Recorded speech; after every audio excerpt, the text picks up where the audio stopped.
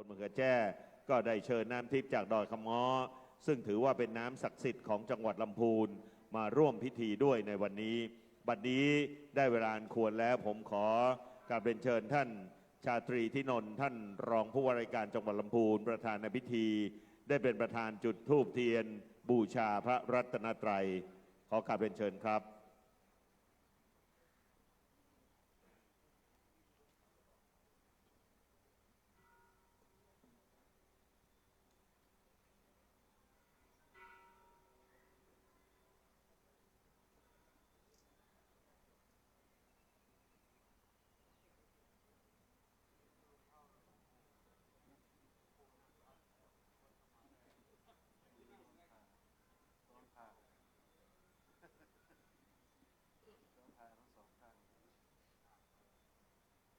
ครับและเชิญท่านประธานจุดเทียนน้ำมนต์ประเคนบาทน้ำมนต์แด่ประธานสงฆ์ครับ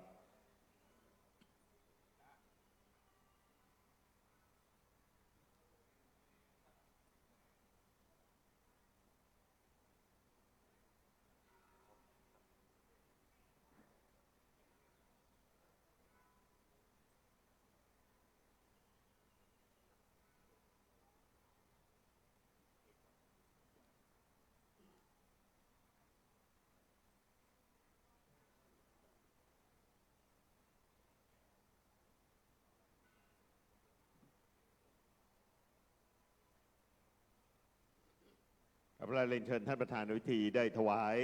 ธูปเทียนแพรเบื้องหน้าพระบรมฉายาลักษณ์พระบาทสมเด็จเจ้าอยู่หัวเชิญทุกท่านได้โปรดยืนขึ้นครับ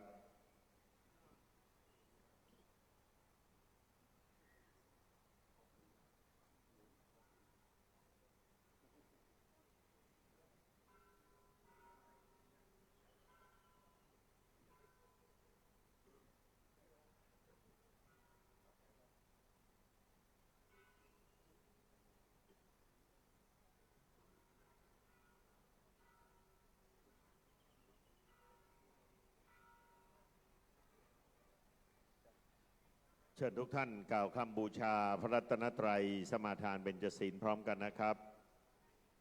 อิมินาสการเรนะพุทธังปูเชมิอิมินาสการเรนะธัมมังปูเชมิอิมินาสการเรนะ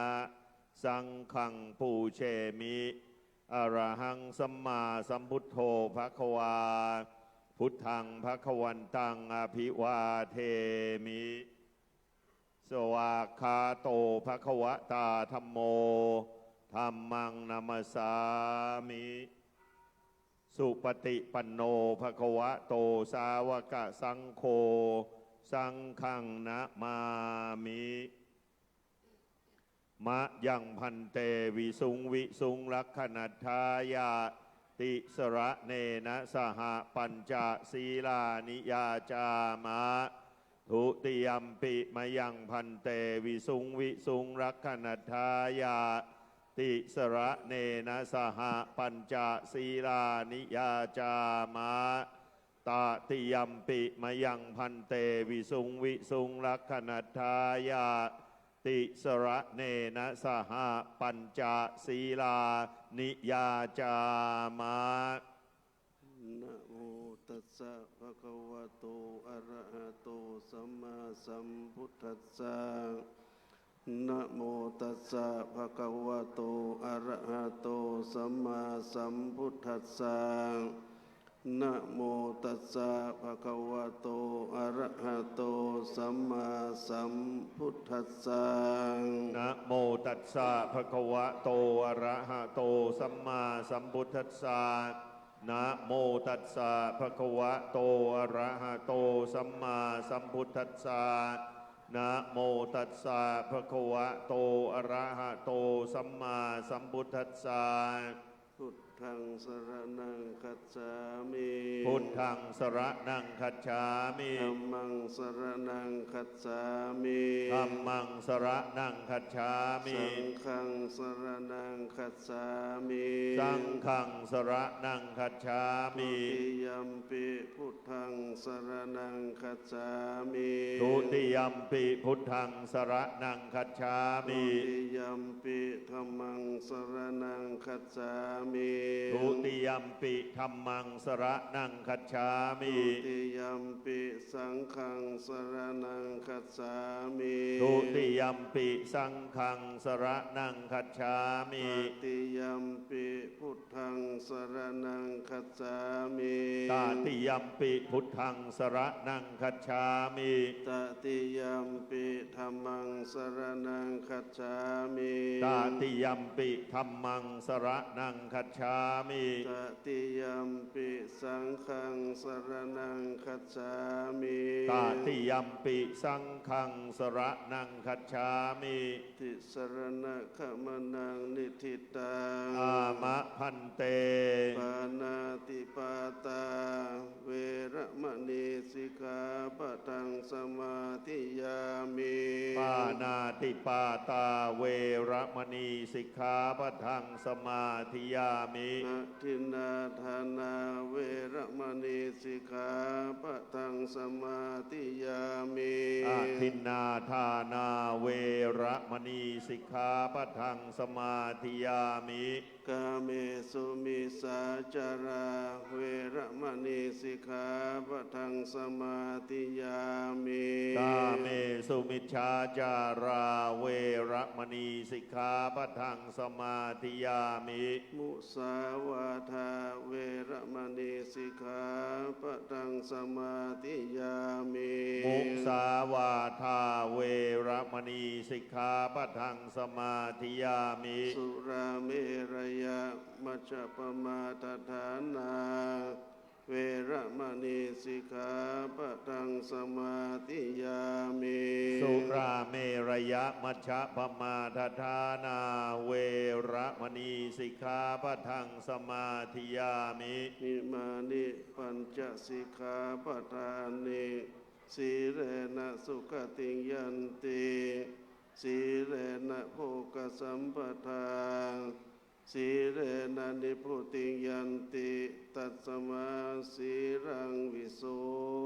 ทะเย สาธุสาธุสาธุลำดับต่อไปจะได้กลับนิมนต์พระสงฆ์พิธี ได้เจริญพุทธมนต์สมโภชน้ำสงฆ์พระราชทาน เครื่องสักการะพระราชทาน และน้ำทิพย์จากดอยขมอโดยพระสงฆ์ทั้งนั้นจะเจริญพุทธมนต์ตามแบบล้านนา ขอทุกท่านได้ตั้งจิตสดับพระสงฆ์เจริญพุทธมนต์ณบัดนี้สเกกาเมจรูเปกิลิสิขารตเตจันดริเควิมาเนทีเประเทจคาเมตรุวนาการเนเกอวัตุมิเคเตภูมาจายันโตเตวาชรธราวิสเมยักขคันธปนาคาติทันตาสันติเกยังมุนิวรวจนังสาทะโวเมสุนันตุธรรมสวนาการโรยัมปตันตาธรรมสวนาการโรยัมปตันตาธรรมสวนาการโรอะยัมปตันตา นะโมตัสสะภะคะวะโต โตอะระหะโตสัมมาสัมพุทธัสสะนะโม ตัสสะ ภะคะวะโตอะระหะโตสัมมาสัมพุทธัสสะนะโมตัสสะภะคะวะโตอะระหะโต สัมมา สัมพุทธัสสะ พุทธังสรณังคั กั จ จ ฉา ฉา มิ มิธัมมังสรณังกัจฉามิสังฆังสรณังกัจฉามิทุติยัมปิ พุทธังส สรณังกัจฉามิทุติยัมปิธัมมังสรณังกัจฉามิทุติยัมปิสังฆัง สรณั นั ง ง คั กั จ จ ฉา ฉา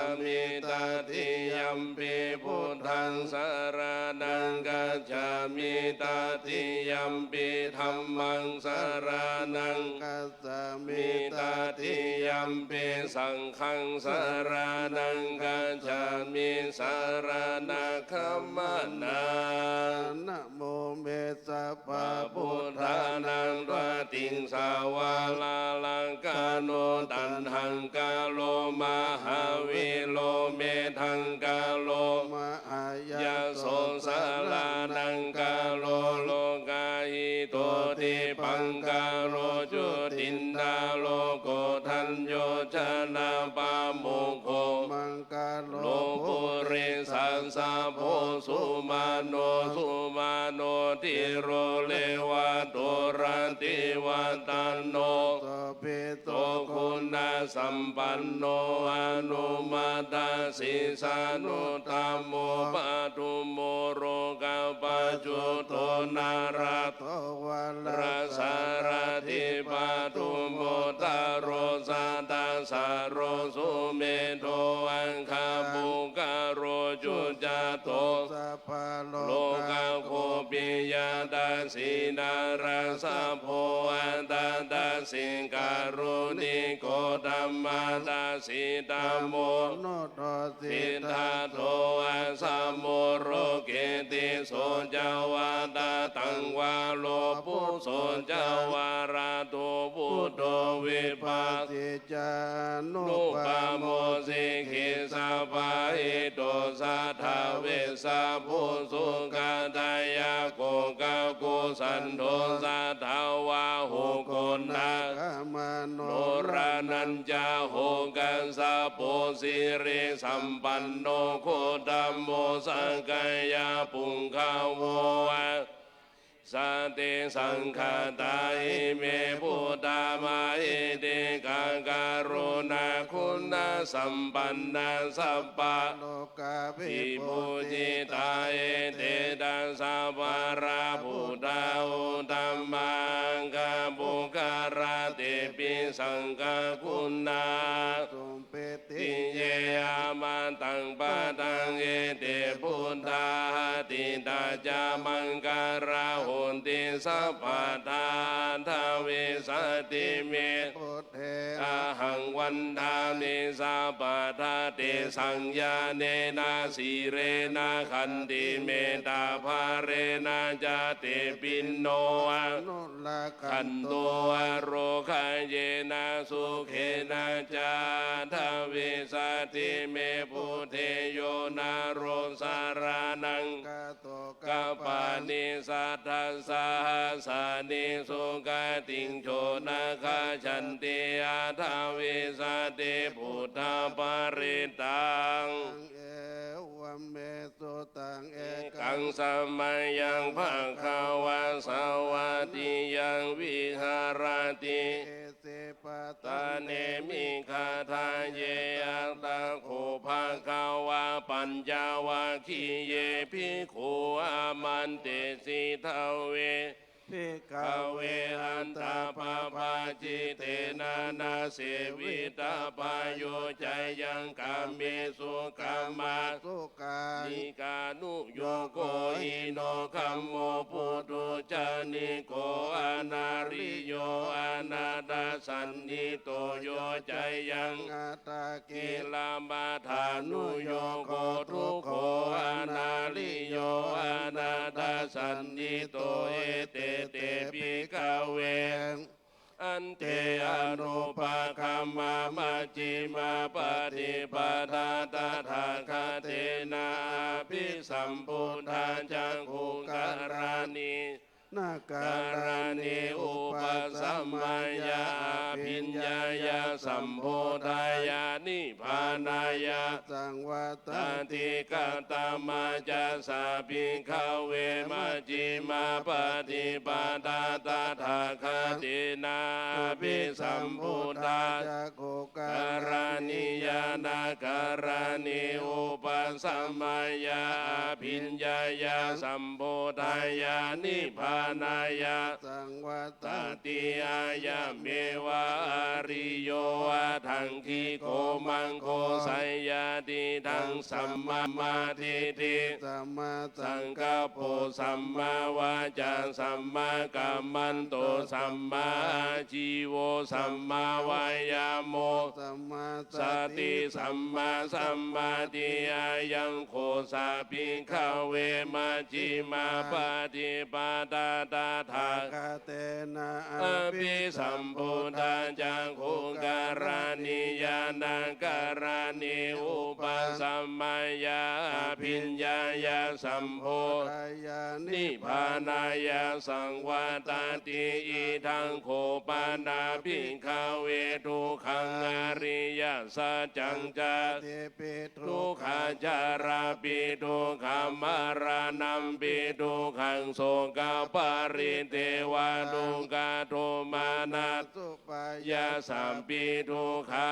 ปิเยหิสัมปโยโกทุกโขปิเยหิวิปโยโก ทุกข ยัมปิชานาราปฏิตัมปิทุกขังสังกิเตนะปัจจุปทานาขันธาทุกขาอิทังโข ปานา พิกขเวทุกขาสมุทัยโยอริยสัจจังยายังตัณหาปุโน ภาเวกานันทะลิ ลาคาสาหาคาตาตาตราเร เร น นันเท นิชัยยาดีทังกามาตัณหาภาวะตัณหาวิภาวะตัณหาอิทังโคปานาภิกขเว ทุกขา โด นิ ยโลโทอริยสัจจังโยตัสสะเยวะตัณหายา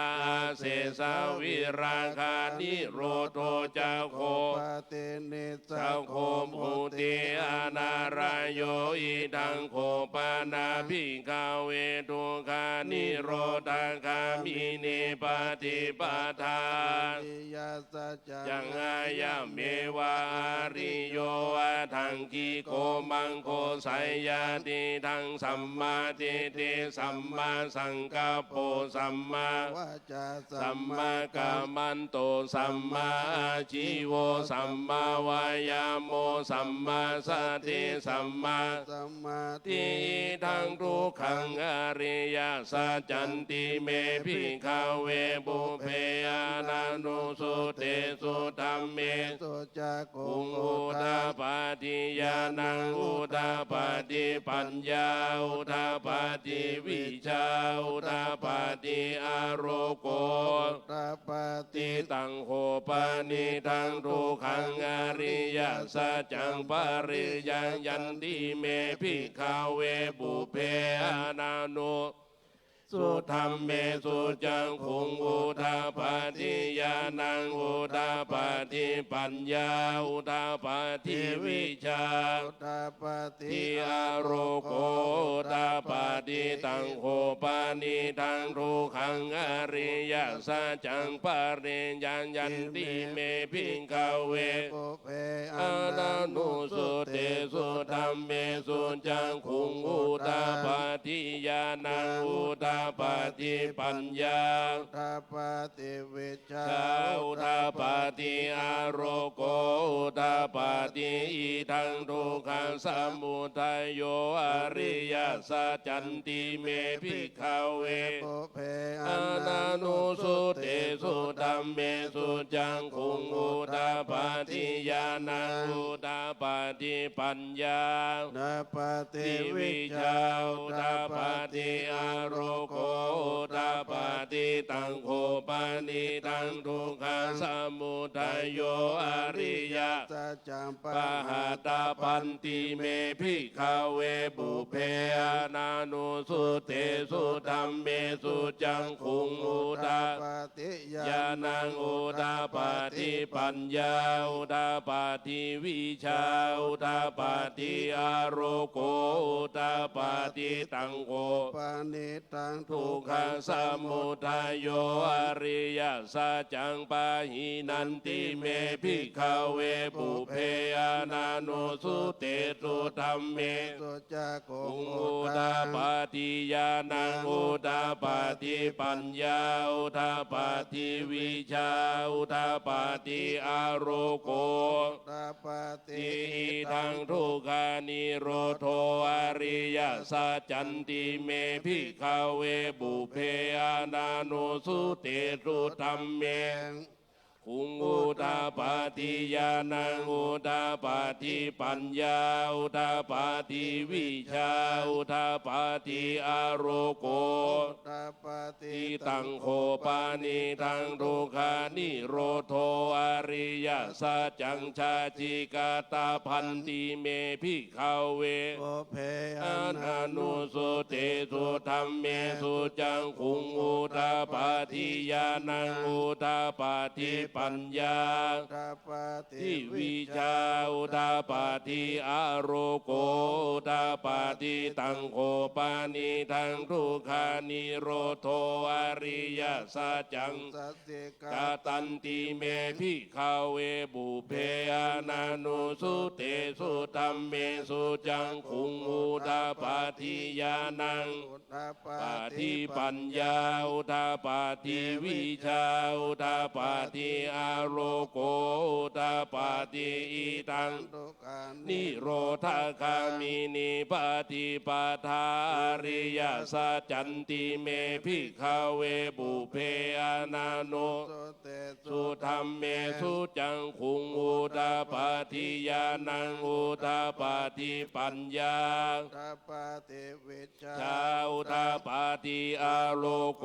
อุทาปาติตังโคปานิทังทุกขานิโรธาคามิเน ปฏิปา ปาทา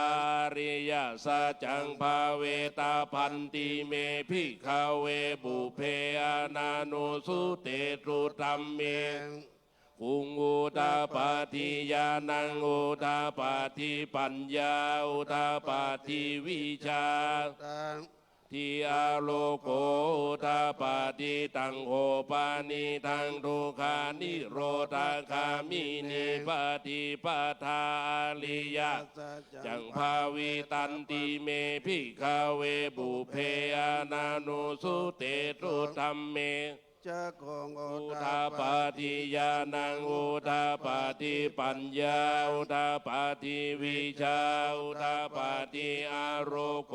อุทาปาติยาวาคิวันจะเม ภิกขเวอิเมตุจา จะสุสุอริยสัจเจสุเอวันติปาลิวะทังทาวาดัตตาการังยะธาปุตังยานาตัตตานัง นาโสเวสุ สุทังอาโหสิเนวะตาวาหังพิกาเวสาเทวะเกโรเกสัมมาราเกสาพัมมาเก ตัสสะมนะพัม มา มา นิยาปัจจายาสเทวามานุสายา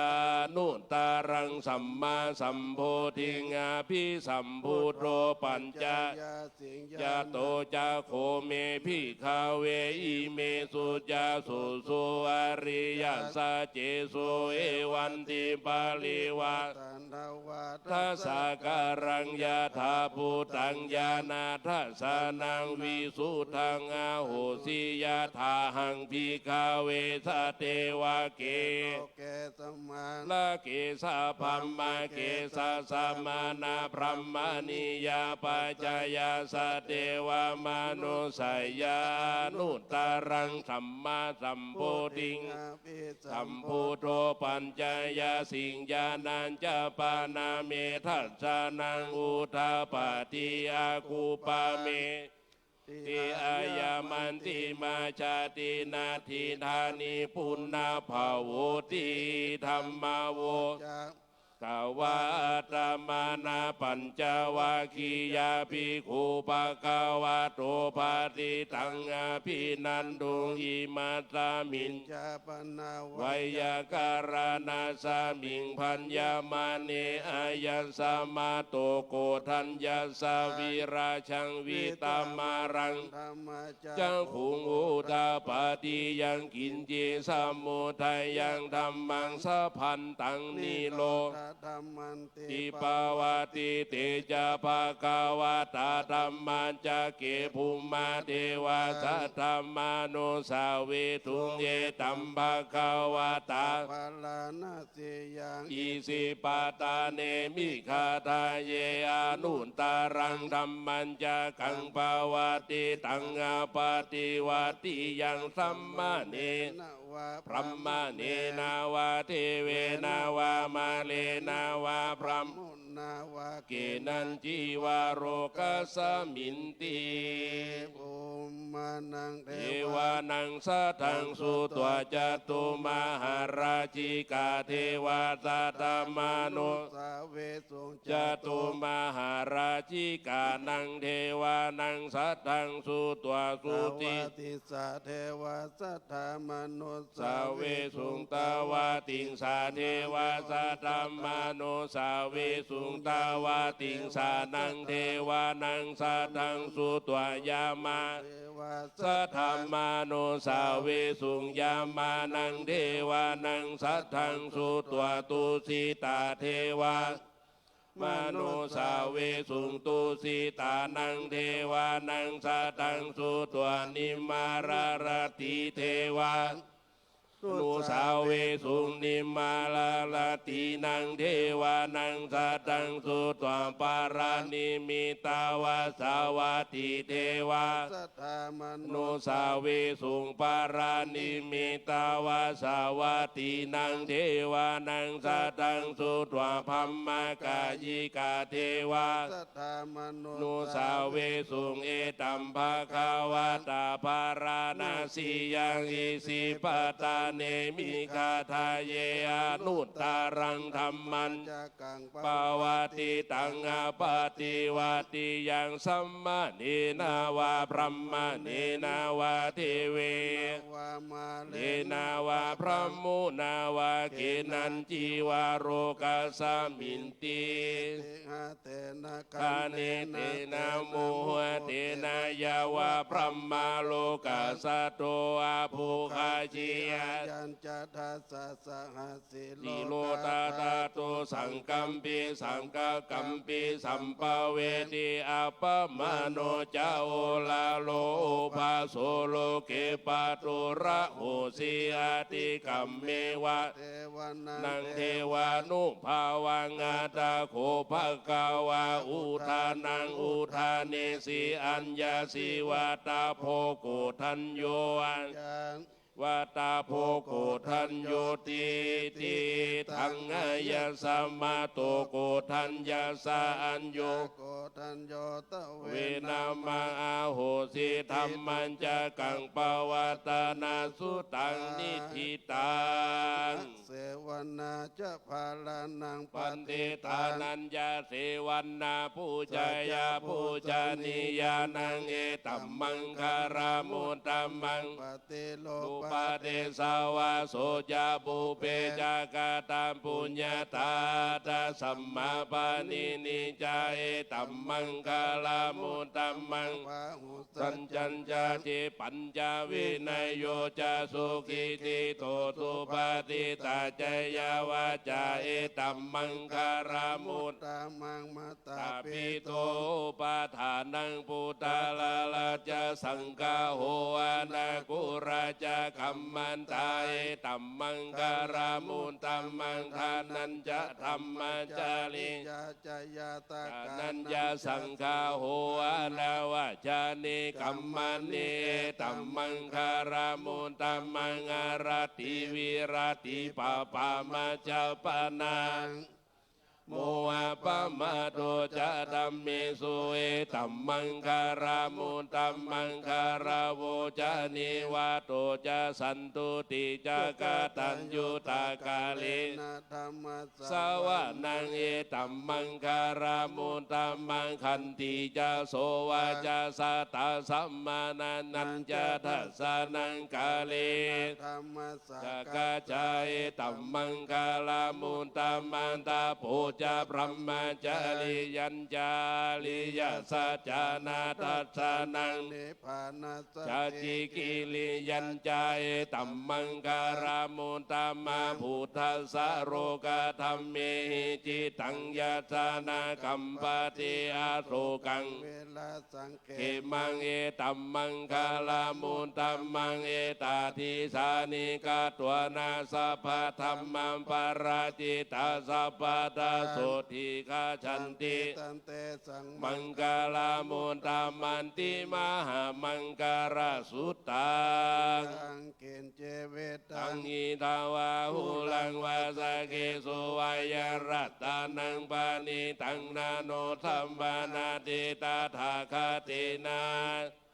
ภูเตระตานังปานิตังเอเตนะสัจเจนะโสวาเตหนตุไขยังวิลาคัง อามาตังปานิตังยะตัสสัง สักยมุนีสัมมาอิโตนะเตนะธัมเมนะสัมมาทิกินจิธัมเปธัมเมรัตานังปานิตังเอเตนะสัจเจนะโสวาติโหนตุ ยัมโพธาเส เตโตปาลิวันนายิงสุจิงสัมมาติมานันตาริกัญญามาหุสัมมาทินาเตนะสัมโมนาวิจติ ตามเป ธัมเมรัตานังปานิตังเอเตนะสัจเจนะโสวาติโหนตุเยปุคารา ทัสสะตังปั ปัส ส สะ สะ ทาสัจจเทตานิโยกานิโหนติเตตาคีนายาสุขตาสัส สาวก กายเตสุทินนานิมหาภารานิดัมปิสังเคราตานังปานิตังเอเตนะสัจเจนะ สุวาเต โหนตุเยสุปายุตามานาสานานาหินานิกามิโนโคตานาสัสสะนัมปิเตปฏิปตา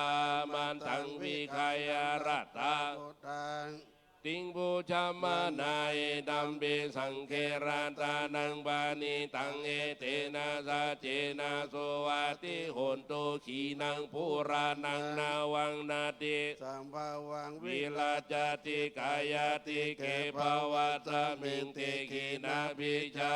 วิลุลไลฉันทานิพันติ ทิลายา ทา ตา ยัน ยั บั ม ม ป ปะ ติ ติ โพ โพยดัมเบสังเคราตานังปานิตังเอเตนะสัจเจนะโสวาติโหนตุยานิทา พุทธานิสัมมากัตตา ตานิภูมานิวายานิวันตาริเขตาทากาตังเดวามนุสาภูเจตังพุทธังนามาสัมมาโสวาติโหนตุยานิทานิสัมมากาตานิภูมานิวายานิวันตาริเขตาทากาตัง เดวามนุ นุสาปูเจตังธรรมังนามาสัมมาสุวาติโหนตุยานิตาพุทธานิสัมมังกาตานิภูมานิวา นิวา อั น นตาริเขตาทากาตังเดวามนุสาปูเจตังสังฆังนามาสัมมา โสวา ติโหนตุรัตนาสุตัง จัสสะพะโลกัสสะเมงมา มา นา นาสัมภาวะเยอปาลิมานังอุตังอาโทตติลิยัญจาสัมปะทังอาเวลังอาสาปะทัง เดตันจัล ลังลิสินโนวาสยาโนวายาวะตันตามิกัมมาเมโทเอตังสาทิงอานิไทยาพรหมาเมตังวิหาลัง เอธรรมาหุ อุ ติ นิตินจานุปะคัมมาศีลาวาทันสาเนนะสัมปันโนกาเมสุวินัยเขทังนาหิจาตุ ปัสสะ ไส ยั ยัง งปุณธาเลติติการณิยังเมตตาสุตัง มะการุณิโกนาโท โอหิตายาตาปะปานินังปุเรตวะปารามิสักขพันโตสัมโพธิมุตตะมังเอเตนะสัจจวะเจนะโหนตุเต สยามังกา อารังใจยันโตโพธิยามุเรสกายานังนันติวัตันโนเอวังตวงวิจัยโยโหหิใจยะ มังกาเลอาภาราจิตาปาลังเกสีเสปาดาวิโภคาเรอาภิเสเกสัพพะพุทธานังอาคาปะโตปะโม ทาติสุนักตั ตั ง งสุมังกาลังสุปะปะตังสุโหติตังสุกันโนทุโมโหโตจะสุเยทัง พมจาริโส สุ ปา ปาทาขีนังกายกัมมังวาจากัมมังวาทาขีนังวาทาขีนังมโนกัมมังวานิติเตปาทาขีนาปาทาขีนานิ กาตัวนา นา ลา ลาปันตเทปาทาขีเน ทุกขปัตตาจเนทุ ทุ ก ก ข ขาปยาปตาจานิมายาโสกาปตาจานิโสกาโหนตุสัพเพปิปานิโนเอตาวาตาจามเม สัมปะทัง ปุญญาสัมปะทังสัพเพเทวานุโมทันตุสัพพะ สัมปติสิทธิยาทานันทะทันตุสัทธายาสี สี ลั ลั ง งลาขันตุสัพพะทาภาวนาปิราตาโหตุขจันตุเทวตาคัตตาสัพเพพุทธาปราปาตาปเจกานันจยัง พลังอาละอันตา ตา นั นั น น จะ จะ เต เต เจ เจ นะ นาระขังพันธามิสัพพะโส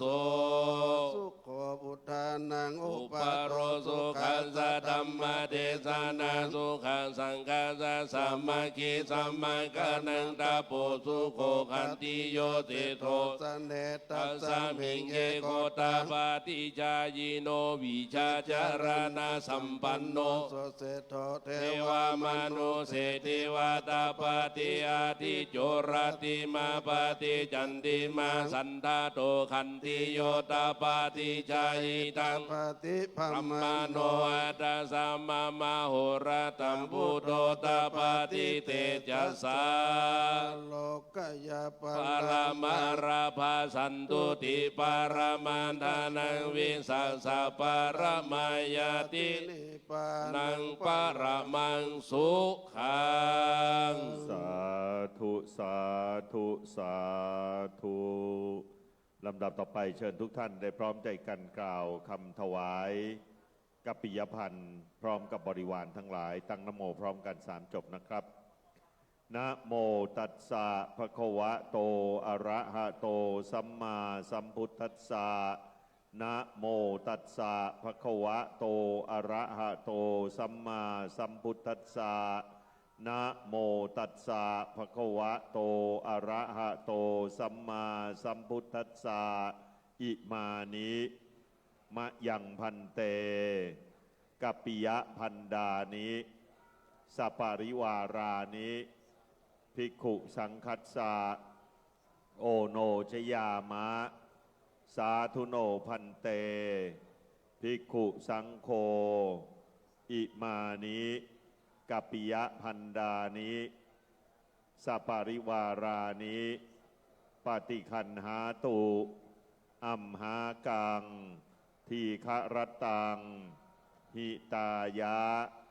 สุขายะข้าแด่พระสงฆ์ผู้เจริญข้าพระเจ้าทั้งหลายขอน้อมถวายกัปปิยพันธ์พร้อมกับของบริวารทั้งหลายเหล่านี้ของข้าพระเจ้าทั้งหลายขอพระสงฆ์จงรับกัปปิยพันธ์พร้อมกับของบริวารทั้งหลายเหล่านี้ของข้าพเจ้าทั้งหลายเพื่อประโยชน์เพื่อความสุขแก่ข้าพเจ้าทั้งหลายตลอดกาลนานเทิน สาธุ ลำดับต่อไปเป็นการถวายจตุปัจจัยเทยธรรมนะครับในลำดับแรกนี้ขอกราบเรียนเชิญท่านชาตรีธินนท์ท่านรองผู้ว่าราชการจังหวัดลำพูนได้น้อมถวายพระพุทธเป็นพุทธบูชาก่อนครับขอกราบเรียนเชิญครับ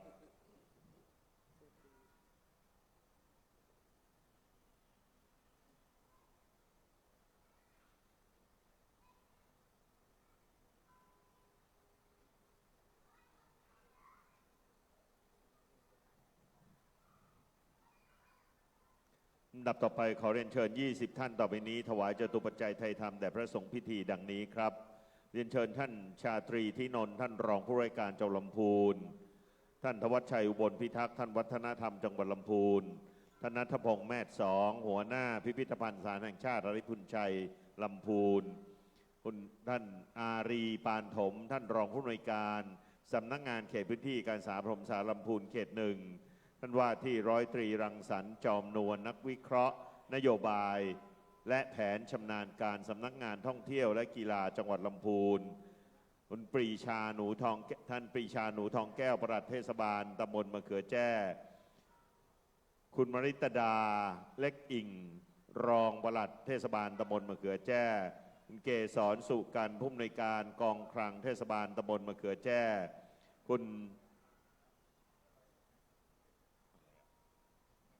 ุณธนทรสำริดผู้อำนวยการกองการศึกษาเทศบาลตำบลมะเขือแจ้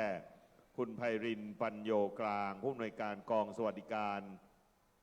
สังคมเทศบาลตำบลมะเขือแจ้คุณทวัชชัยพัฒนาปารีผู้อำนวยการกลุ่มส่งเสริมศาสนาศิลปวัฒนธรรมสำนักงานวัฒนธรรมจังหวัดลำพูนคุณหัตถยาตันป่าเหียงผู้อำนวยการกลุ่มยุทธศาสตร์สำนักงานวัฒนธรรมจังหวัดลำพูนคุณพรหลุยจำวันหัวหน้ากลุ่มพิธีการศพที่ได้รับพระราชทานสำนักงานวัฒนธรรมจังหวัดลำพูนคุณกนกการชัยศรีหัวหน้าฝ่ายบริหารทั่วไปสำนักงานวัฒนธรรมจังหวัดลำพูนคุณสรวิทย์ธีรัตน์ชัยนนท์หัวหน้ากลุ่มกิจการพิเศษสำนักงานวัฒนธรรมจังหวัดลำพูนคุณพัทธีราบารมีผู้อำนวยการกลุ่มพัฒนาครูสพป.ลำพูนเขตหนึ่งคุณอังคณาวัยวุฒิผู้อำนวยการกลุ่มตรวจสอบภายในสพป.ลำพูนเขตหนึ่งคุณพิมพ์ดาวอุดวงผู้อำนวยการกลุ่มพัฒนาการศึกษาสำนักงานสายการจังหวัดลำพูนคุณกนกวรรณตราชูนักวิเคราะห์นโยบายและแผนชำนาญการสำนักงานทรัพยากรและสิ่งแวดล้อมจังหวัดลำพูนและคุณเดชอนันต์คุณุผู้อำนวยการกลุ่มกฎหมายและคดีสพป.ลำพูนเขตหนึ่งทั้ง20ท่านถวายจตุปัจจัยไทยธรรมแด่พระสงฆ์พิธีครับและขอเรียนเชิญคุณวารุณีแสงทองนักวิเคราะห์นโยบายและแผนชำนาญการสำนักงานทรัพยากรและสิ่งแวดล้อมทรัพยากรธรรมชาติและสิ่งแวดล้อมจังหวัดลำพูนได้มอบเป็นปฏิกะแก่มัคคณายกครับ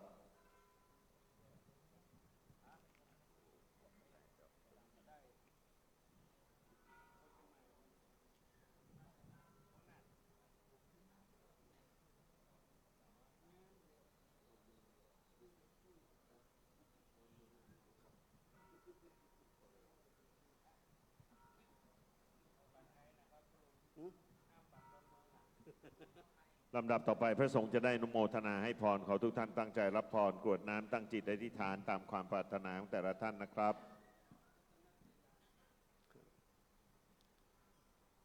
ยะถาวะลิวหาปุราปะริปุเรนติสาคารังเอวะเมวะอิโตตินังเปตานังอุปกัปปติอิจิตังปฏิตังตุมหังคิปะเมวะสมิทธตุสัพเพปุเรนตุสังกปาจันโทปนรสโสยะถามณิโชติรสโสยะถาเววัสสันตุสัพพะโลกโควินาศตุมาเตภวัตวันตรายโยสุขิติกายุโกภวสัพพิติโยวิวัชชันตุสัพพะโรโควินาศตุมาเต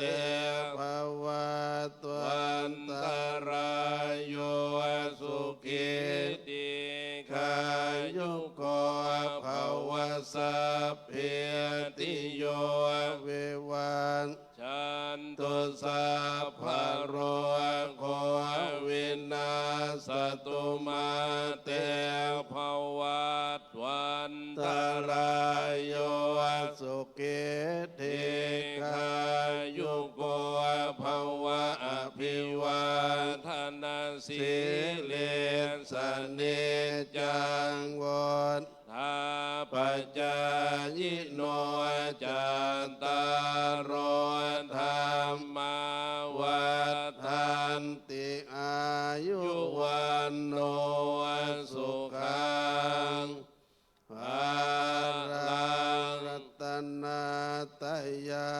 นุภาเว นรัตนาตยเตชะสาธุคารโรคาพยา เว ราโสกาสันตุจุปัฏฐวาอเนคาอันตรายา ปิเวนั นา ส สันตุอาเสสัตโตจยาเสทิธานังลาภัง โสทิ เทียภาคยังสุขังภารังสิริอายุจาวันโน จะพอกังว โว ล เทียจยสวาสัตวาสาจะอายุจะเชียวสิทธิย พระวันตุ ตุ เต เตภวตุสัพพะมังคลังลักขันตุสัพพะเทสัพพะพุทธานุภาเวนัสสัทธาโสทิภวันตุเตภว ตุสัพพ พะ มั มั ง ง ค คลังลักขันตุสัพพะเทวตาสัพ พระธรรมา มานุภาเวนัสสัทธาโสทิภวันตุเตภวตุสัพ พระมังค พลังลักขันตุสัพพะเทวตาสัพพะสังฆา โน อาเวนัสสัทธาโสทิภาวันตุเต สาธุสาธุสาธุเชิญทุกท่านลาพระพร้อมกันนะครับอรหังสัมมาสัมพุทโธภควา พุทธังภควันตังอภิวาเทมิสวากขาโตภควตาธัมโมธัมมังนัมสสามิ สุปฏิปันโนภควะโตสาวกสังโฆสังฆังนะมามิเชิญทุกท่านหันไปทางองค์พระบรมธาตุพุนชัย กล่าวคำบูชาพระธาตุพร้อมกันนะครับ สุวรรณเจติยังหริพุญชยัตถัง วระโมลีธารัง อุรัตถิเศษถัง สหอังคุริตถิง กัจจายะเนนานีตา ปัตตะปูลัง สีเสนะไมหัง ปะนมามิทาตุง อหังวันทามิสัพพทา ข้าพเจ้า ขอเอาเสียงกล้าวของข้าพเจ้า นอบน้อมพระธาตุอันเป็นพระเจดีย์ทอง ซึ่งตั้งอยู่ในเมืองหริพุนชัย คือพระอัฐิเบื้องทานพระโมลีอันประเสริฐ พระอัฐิเบื้องพระสวงอันประเสริฐสุด กับทั้งพระอัฐิพระองคุลี และพระธาตุย่อยเต็มบาทหนึ่ง อันพระกัจจายนะนำมา ข้าพเจ้าขอวันทา ในกาละทุกเมื่อแล ขอกราบเรียนเชิญท่านรองผู้ว่าการจังหวัดลำพูนประธานในพิธีได้กราบลาพระรัตนตรัยกราบลาประธานสงฆ์และถวายความเคารพเบื้องหน้าพระบรมฉายาลักษณ์พระบาทสมเด็จเจ้าอยู่หัวขอกราบเรียนเชิญครับ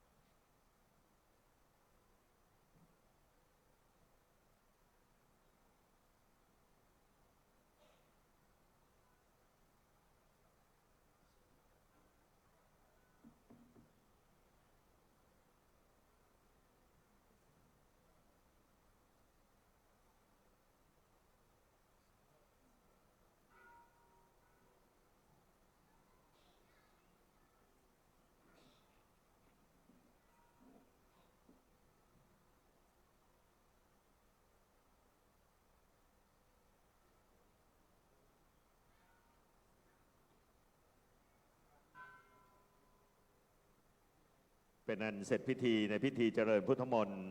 สมโภชน้ำส่งพระราชทานเครื่องสักการะพระราชทาน และน้ำทิพย์จากดอยขม้อประจำวันที่ 8 พฤษภาคม 2568 นะครับต่อจากนี้นะครับอีกสักครู่ก็จะมีการแสดงทางวัฒนธรรม และมีการประกวดตีกลองสะบัดชัยเชิญท่านที่สนใจได้อยู่ชมการแสดงของเครือข่ายวัฒนธรรม และน้องๆที่เข้าร่วมประกวดการตีกลองสะบัดชัยนะครับสำหรับพี่น้องศรัทธาสาธุชนพุทธบริษัทท่านผู้มีเกียรติทุกท่านที่อยากจะร่วมทำบุญในงานประเพณีสงน้ำพระบรมธาตุบุญชัยประจำปี 2568 ก็ขอเชิญมาร่วมทำบุญได้ที่กองอำนวยการด้านเหนือหอระฆังนะครับปัจจัยทุกบาททุกสตางค์ก็จะใช้ในกิจการทำบุญเจริญพุทธมนต์ทุกวันนะครับทำบุญถวายครับขอบคุณ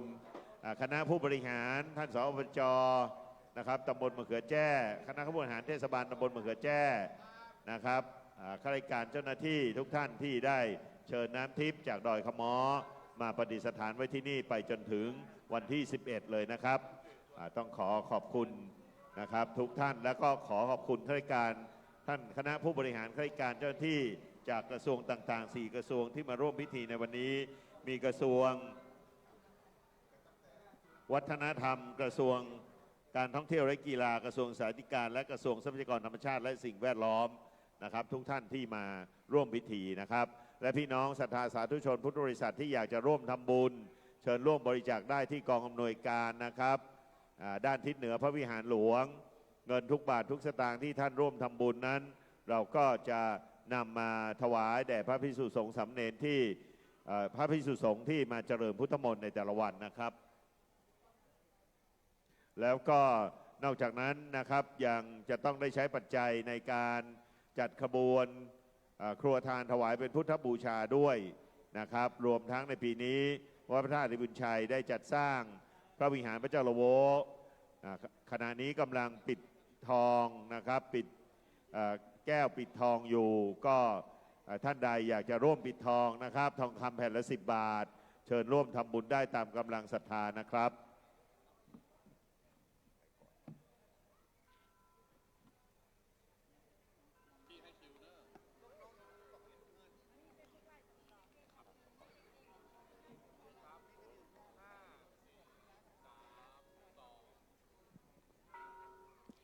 สวัสดีเจ้าโอกาสนี้นะเจ้าก็ยินดีต้อนรับนะเจ้าพุทธศาสนิกชนทุกท่านนะเจ้าตีอยู่ในบริเวณวัดพระธาตุธริพุนชัยวรมหาวิหารแห่งนี้นะเจ้าและทักทายนะเจ้าคุณผู้ชมต่างบ้านผ่านทาง Facebook Live นะเจ้าถ่ายทอดสดนะเจ้าของต่างเพจวัดพระธาตุธริพุนชัยวรมหาวิหารนะเจ้าซึ่งเฮาอยู่ในประเพณี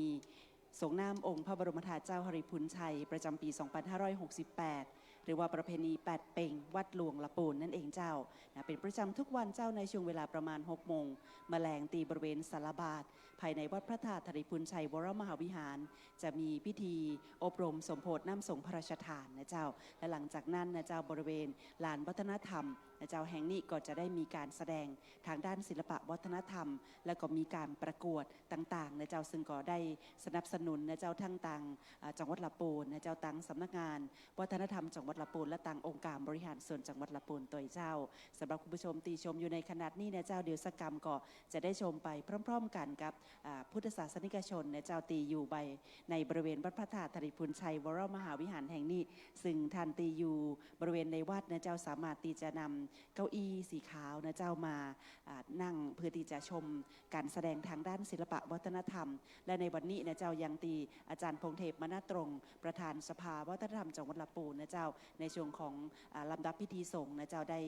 อู้เอิญเชิญชวนกันในช่วงใต้ตะกี้นะเจ้าเฮาจะมีการประกวดแข่งขันตีกลองสะบัดชัยช่วงนี้คณะต่างๆตีจะทำการแข่งขันตีกลองสะบัดชัยภายในงานสงน้ำ พระบรมธาตุเจ้าหริปุญชัยขอฮื้อไป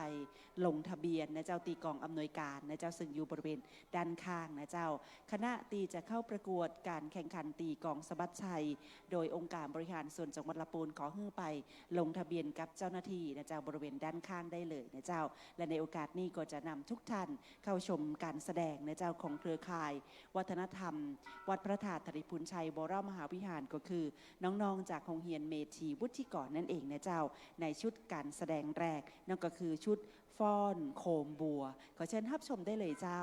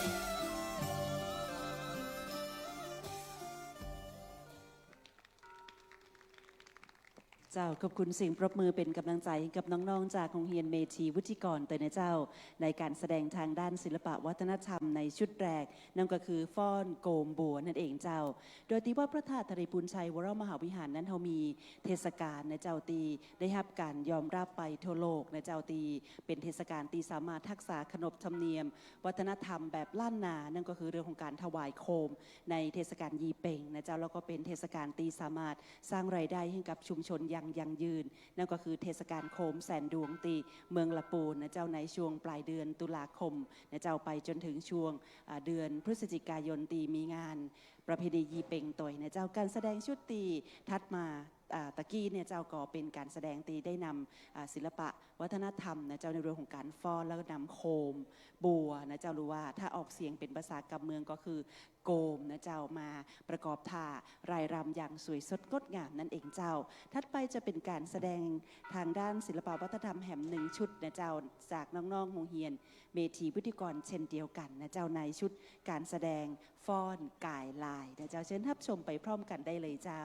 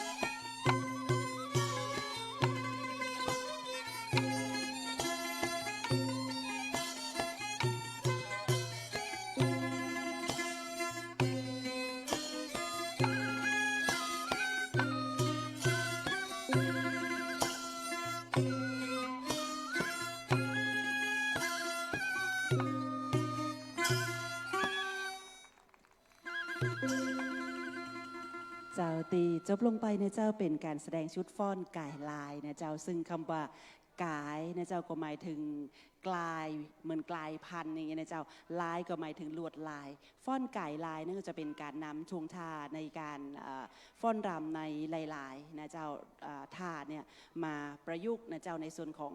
การฟ้อนนะเจ้าในการเรียงลำดับการฟ้อนนะเจ้าก็เลยจือเป็นชุดการแสดงเป็นฟ้อนกายลายนั่นเองก็แสดงโดยเครือข่ายวัฒนธรรมของโรงเรียนเมธีวุฒิกรนั่นเองนะเจ้าซึ่งหลายท่านเอาอยากจะยัง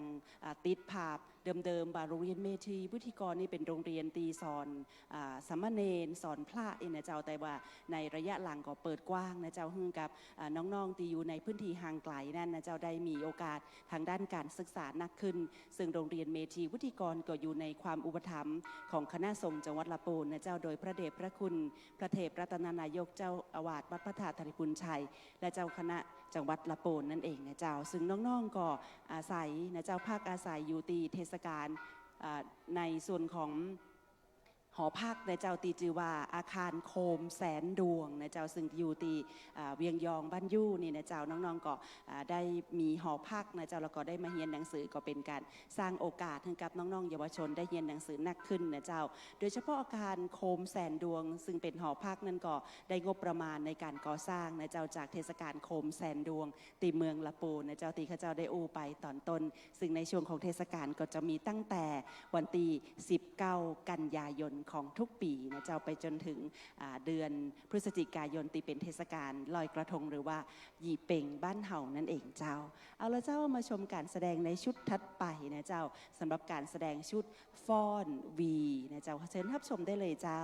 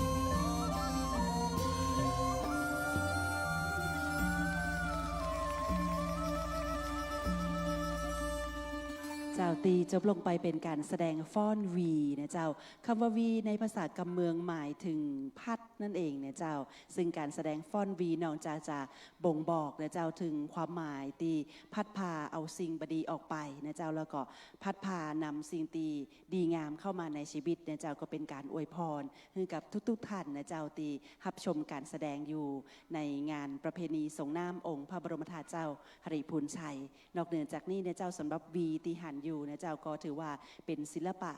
ทางด้านการจักสานนะเจ้าซึ่งพี่น้องคนละปูนะเจ้าก็ได้สืบทอดต่อกันมานะเจ้าเป็นหัตถกรรมพื้นบ้านนั่นเองนะเจ้าถัดไปเรายังชมการแสดงต่อเนื่องและก็บดีลืมนะเจ้าวันนี้ท่านนายตีชมต่างแฟนเพจ Facebook ของวัดพระธาตุธริพูนชัยวรมหาวิหารในการถ่ายทอดสดอยู่เดี๋ยวสักกรรมหลังการแสดงศิลปะวัฒนธรรมอันงดงามนะเจ้าเราจะได้ชมและเชียร์การประกวดตีกลองสะบัดชัยโดยทางองค์การบริหารส่วนจังหวัดลำพูนฝากได้กดไลค์กดแชร์นะเจ้าฮือได้พอกันไปทวนทัวกันต่อยรวมถึงแขกผู้มีเกียรติทุกท่านที่อยู่ในบริเวณวัดพระธาตุธริพูนชัยนะเจ้าถ้าได้ถ่ายรูปลงโซเชียลนะเจ้าก็จะได้เป็นการช่วยประชาสัมพันธ์งานบุญนะเจ้าเป็นสถานบุญฮือกับท่านอื่นๆเนาะได้อิ่มบุญไปพร้อมกันนะเจ้าเข้ามาชมการแสดงชุดถัดไปเจ้าในชุดการแสดงฟ้อนล้านนาไทยขอเชิญรับชมได้เลยเจ้า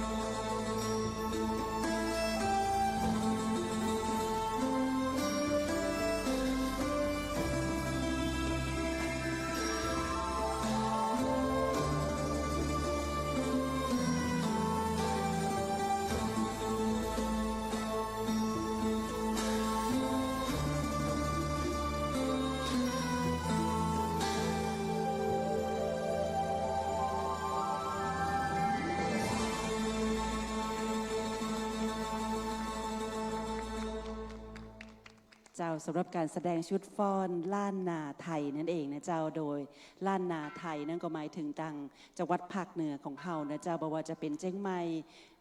ละปูนลำปางแปรนานนะเจ้ารวมกันเป็นล้านนาไทยนั่นเองซึ่งแต่ละจังหวัดนะเจ้าก็จะมีความโดดเด่นทางด้านศิลปะวัฒนธรรมนะเจ้าอันงดงามตีแตกต่างกันออกไปพร้อมบ้างต่างประวัติศาสตร์นะเจ้าถ้าจะอู้ถึงจังหวัดละปูนของเฮาก็จะเป็นเมืองบุญนะเจ้าตั้งแต่สมัยพระนางจามเทวีเนาะได้ทำนุบำรุงในส่วนของพระพุทธศาสนาและเฮาก็เป็นจังหวัดเดียวในภาคเหนือนะเจ้าตีองค์พระธาตุหดิพุนชัยนะจีเป็นพระธาตุเนาะได้ตั้งอยู่กลางเมืองละปูนของเฮานั่นเองนะเจ้าก็ถือว่าเป็นเมืองบุญเคยมีคำกล่าวที่บอกว่าไผ่ตีมาละปูนละนอนละปูนอายุยืน 10,000 ปีนั่นเองนะเจ้าซึ่งหลายคนก็มีความเชื่อว่าถ้ามาอยู่ละปูนก็จะมีความสุขนะเจ้าทางในเรื่องราวของการใช้ชีวิตต่างๆต่อยนั่นเองเจ้าเอาละเจ้าก่อนที่เราจะไปชมการแสดงในชุดถัดไปขอแจ้งให้คณะตีจะเข้าประกวดการแข่งขันตีกลองสะบัดชัยตอนนี้ไปจับฉลากนะเจ้าเรียงลำดับนะเจ้าว่าใครจะได้แข่งขันก่อนหลังนะเจ้าขอให้คณะแข่งขันกองหลวงไปจับฉลากตีตังเจ้าหน้าที่ได้เลยนะเจ้าแล้วมาชมการแสดงทางด้านศิลปะวัฒนธรรมอันงดงามต่อเนื่องกันไปนะเจ้าในชุดฟ้อนสวยดอกนะเจ้าเชิญทับชมได้เลยเจ้า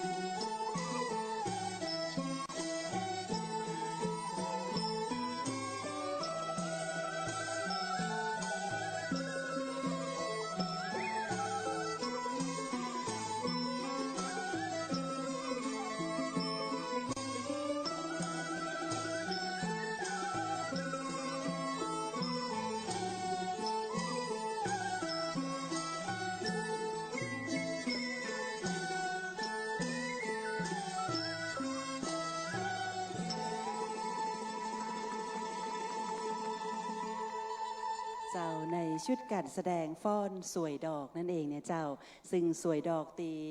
น้องๆได้นำมาประกอบในการฟ้อนนะเจ้าก็เป็นสวยดอกตีเฮาได้ปูจานะเจ้าไหว้ถวายองค์พระธาตุเจ้าหริพุนชัยซึ่งสวยดอกนะเจ้าตามความเจือของล้านนาหรือคนเมืองบ้านเฮาก็จะเป็นเครื่องสักการะนะเจ้าในงานมงคลต่างๆต่อยนะเจ้าโดยเฉพาะสวยดอกตีทันหันนะเจ้าก็จะเป็นการกระจายรายได้ไปให้ชุมชนนะเจ้ารอบๆวัดพระธาตุหริพุนชัยโดยเฉพาะผู้สูงอายุนะเจ้าได้มีงานทำต่อยนะเจ้าทุกบาททุกสตางค์ตีทันได้ทำบุญบ่ว่าจะเป็นการปูจาสวยดอกนะเจ้าหรือว่าน้ำขมิ้นส้มปล่อยนะเจ้าก็จะได้นำไปทำนุบำรุงในพระพุทธศาสนาภายในวัดพระธาตุหริพุนชัยแล้วนะเจ้าก็ยังได้ช่วยเหลือนะเจ้าผู้สูงอายุนะเจ้าให้ได้มีอาชีพมีรายได้กันต่อยทั้งนี้ในการจัดงานประเพณีส่งน้ำองค์พระบรมธาตุเจ้าหริพุนชัยนะเจ้าจริงๆเขาก็ได้รับงบประมาณในการสนับสนุนจากภาคราชการนะเจ้าแต่ก็ยังมีบางส่วนตียังบ่เพียงพอเตือนะเจ้าท่านใดตีมีจิตเจตนานะเจ้าอยากจะได้รวมทำบุญนะเจ้าแล้วแต่10 บาท20 บาทนะเจ้าแล้วแต่ท่านมีจิตเจตนาก็สามารถตีจะร่วมทำบุญได้นะเจ้าบริเวณกองอำนวยการตีสารบาทนะเจ้าด้านข้างได้เลยนั่นเองนะเจ้าเอาแล้วเจ้าเราจะไปชมการแสดงแฮม1 ชุดเป็นชุดสุดท้ายนะเจ้าของน้องๆเครือข่ายวัฒนธรรมจากโรงเรียนเมธีวุฒิกรก่อนตีเฮาจะเริ่มในการประกวดแข่งขันกองสะบัดชัยนะเจ้าก็จะมีการแสดงแฮม1 ชุดที่ได้ชมกันนั่นก็คือการแสดงชุดฟ้อนห่างนกยูงเจ้า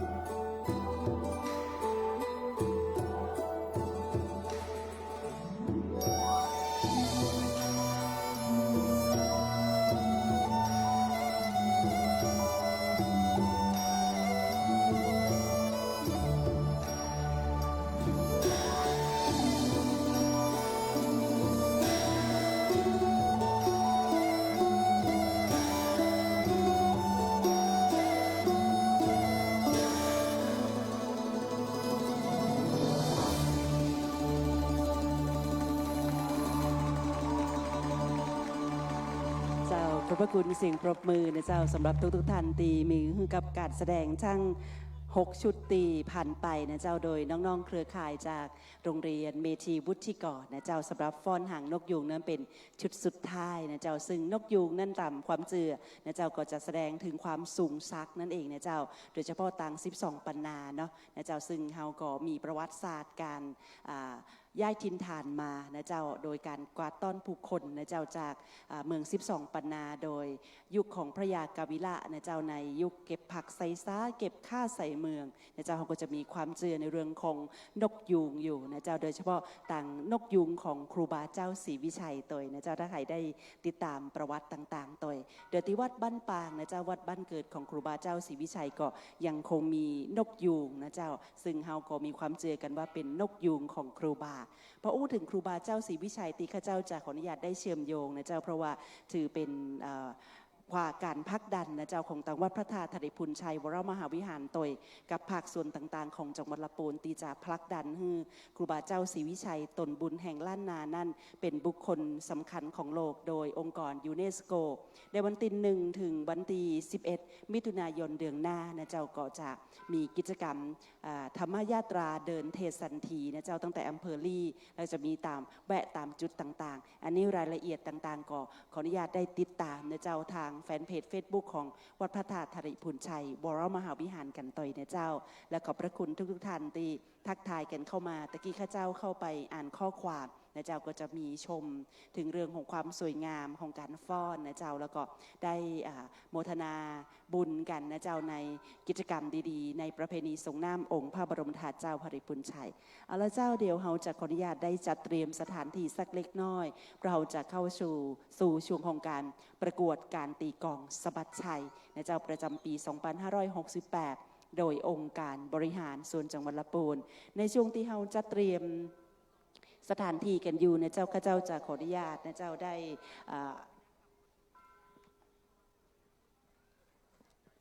จะขออนุญาตได้แจ้งในส่วนของระเบียบการประกวดการแข่งขันตีกลองสะบัดชัยนะเจ้าซึ่งก็จะมีหลักเกณฑ์และเงื่อนไขนะเจ้าเป็นระดับเยาวชนและประชาชนทั่วไปบัดจำกัดอายุจำนวนผู้แสดงบัดต่ำกว่า10 คนใจเวลาในการแสดง7 ถึง 10 นาทีการแต่งกายแต่งให้เหมาะสมกับการแสดงกล่องสะบัดชัยนะเจ้าแต่ละคณะจะต้องนำกล่องสะบัดชัยและอุปกรณ์ต่างๆในการแสดงมาด้วยตัวเก่านะเจ้าเกณฑ์การตัดสินเนี่ยเจ้าทางองค์การบริหารส่วนจังหวัดลำพูนได้แต่งตั้งคณะกรรมการตัดสินขึ้นมาคณะหนึ่งประกอบด้วยผู้ทรงคุณวุฒิผู้มีประสบการณ์ความเชี่ยวชาญและยุติธรรมที่สุดโดยถือว่าการตัดสินของคณะกรรมการตีแต่งตั้งขึ้นเป็นตีสิ้นสุดนะเจ้าโดยพิจารณาจากชั้นเชิงลีลาความสามารถการตีกลอง20 คะแนนชั้นเชิงลีลาความสามารถการตีฉาบ20 คะแนนการผสมกลมกลืนของเครื่องดนตรี20 คะแนนความถูกต้องของจังหวะ20 คะแนนนะเจ้าแล้วก็รูปแบบการจัดวงการสร้างสรรค์10 คะแนนนะเจ้าซึ่งทั้งหมดนะเจ้าก็จะรวมกันเป็นนอกเหนือจากนี้เนี่ยเจ้ายังมีเสื้อผ้าและการแต่งกายแหม10 คะแนนนั่นเองนะเจ้าส่วนเงินรางวัลในการแข่งขันเจ้ารางวัลชนะเลิศจะได้รับเงินสดจำนวน 10,000 บาทพร้อมถ้วยรางวัลรางวัลรองชนะเลิศอันดับที่1จะได้รับเงินสด 8,000 บาทพร้อมถ้วยรางวัลรางวัลรองชนะเลิศอันดับที่3จะได้รับเงินสดขออภัยเจ้ารางวัลรองชนะเลิศอันดับที่2จะได้รับเงินสด 5,000 บาทพร้อมถ้วยรางวัลนะเจ้ารางวัลรองชนะเลิศอันดับที่3จะได้รับเงินสด 3,000 บาทรางวัลรองชนะเลิศอันดับที่4จะได้รับเงินสด 3,000 บาทนะเจ้าแล้วก็เงินบำรุงทีมละ 2,000 บาทนั่นเองนะเจ้าวันนี้เรามีคณะกรรมการผู้ทรงคุณวุฒินะเจ้าตีจากมาได้ดำเนินการตัดสินอยู่ทั้งหมด4 ท่านด้วยกันเดี๋ยวข้าเจ้าขออนุญาตให้ท่านคณะกรรมการได้ประจำนะเจ้า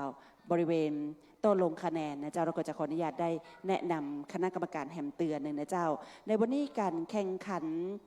ตีกลองสะบัดชัยมีทั้งหมดนะเจ้า มีทั้งหมด 8 ทีมด้วยกันนะเจ้าซึ่งแต่ละทีมก็ได้จับฉลากไปเรียบร้อยแล้วนะเจ้าเดี๋ยวเราก็จะเข้าสู่ช่วงของการแข่งขันกันนะเจ้าถือว่าการตีกลองสะบัดชัยนั่นนะเจ้าตามประวัติจื่อกองก็ตึงบอกนะเจ้าว่าสะบัดชัยนะเจ้าเปิ้นก็จะมีการตีกลองสะบัดชัยในโอกาสสำคัญนั่นก็คือก่อนตีทหารหารจะออกรบนะเจ้าก็จะมีการตีกลองสะบัดชัยเพื่อสร้างขวัญกำลังใจสร้างความฮึกเหิมฮือทหารหารนะเจ้าได้ออกไปรบได้ชัยชนะปิกมานะเจ้าก็คือเป็นการสะบัดชัยชนะนั่นเองเช่นเดียวกันเจ้าตอนตีทหารหารไปออกรบกันปิกมาละนะเจ้าก็ปิกเข้ามานะเจ้าก็จะมีการตีกลองสะบัดชัยเช่นเดียวกันนะเจ้าเพื่อตีจะเป็นการต้อนรับนะเจ้าแล้วก็สร้างขวัญกำลังใจนะเจ้าฮือทหารได้ฮึกเหิมแล้วก็เป็นการเฉลิมฉลองชัยชนะนั่นเองเจ้าในระยะหลังนั้นบ้านเฮาบ่ได้มีศึกสงครามต่างๆกองสะบัดชัยนะเจ้าก็แทบจะเลือนหายไปนะเจ้าเพราะว่าโอกาสในการใจนะเจ้ามันก็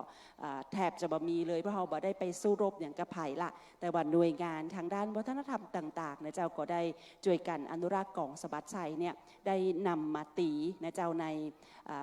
การมงคลต่างๆนะเจ้าตี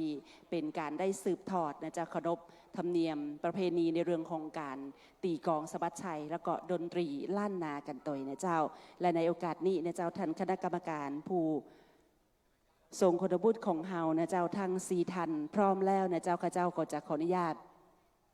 ได้แนะนำนะเจ้าท่านคณะกรรมการตีจะตัดสินในการแข่งขันในวันนี้นะเจ้า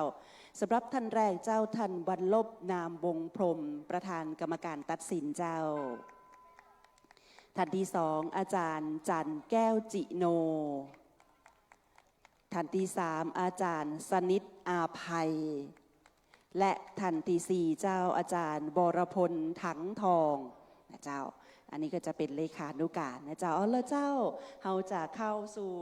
การแข่งขันนะเจ้าในวันนี้นะเจ้าซึ่งทีมแรกตีจะเข้าประกวดในการแข่งขันตีกลองสะบัดชัยภายในงานประเพณีส่งน้ำองค์พระบรมธาตุเจ้าหริพูนชัยประจำปี 2568 โดยองค์การบริหารส่วนจังหวัดลำพูนได้แก่ทีมสืบสารลายเมืองห้วยปู่คำขอเชิญรับชมได้เลยเจ้า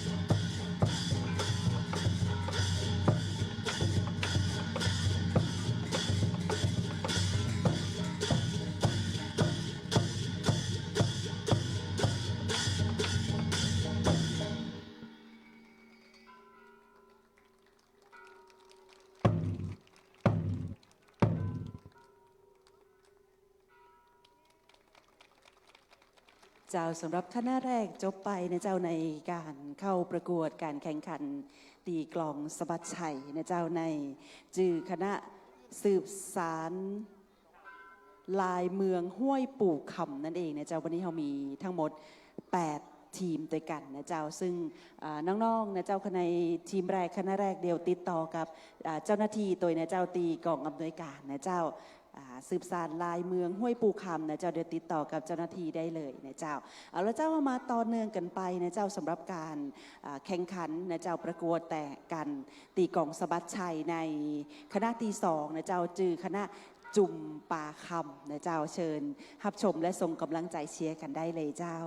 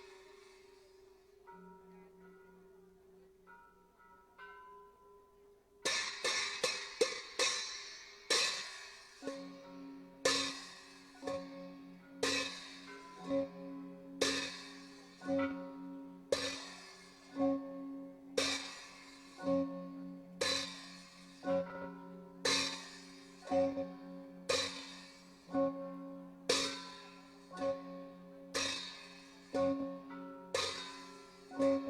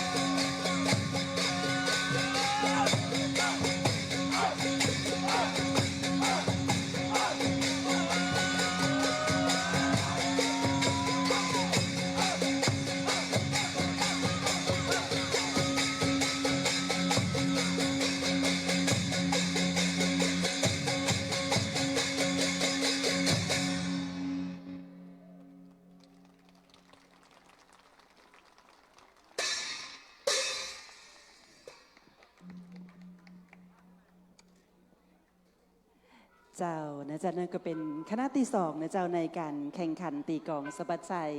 ภายในงานประเพณีทรงน้ำองค์พระบรมธาตุเจ้าหริพูนชัยวันนี้มีทั้งหมด8คณะตัวกันนะเจ้านี่เพึงจะเป็นคณะที่สองซึ่งก็จะต้องบอกวันนี้นะเจ้าทั้งผู้ชม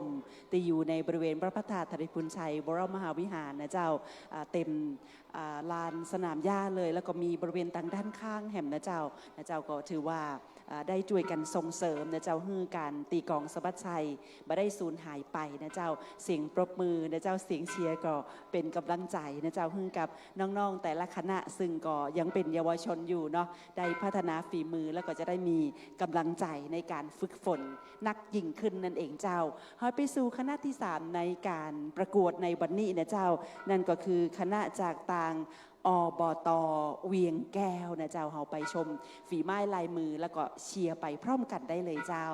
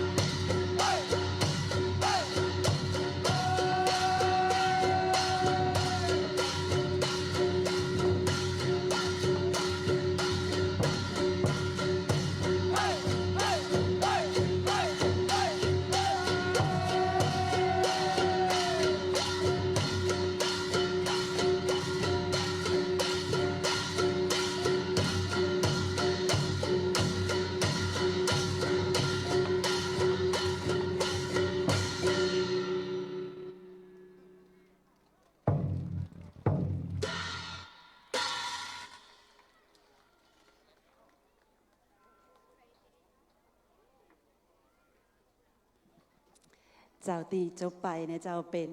การแสดงนะเจ้าในการแข่งขันประกวดตีกลองสะบัดชัยนะเจ้าโดย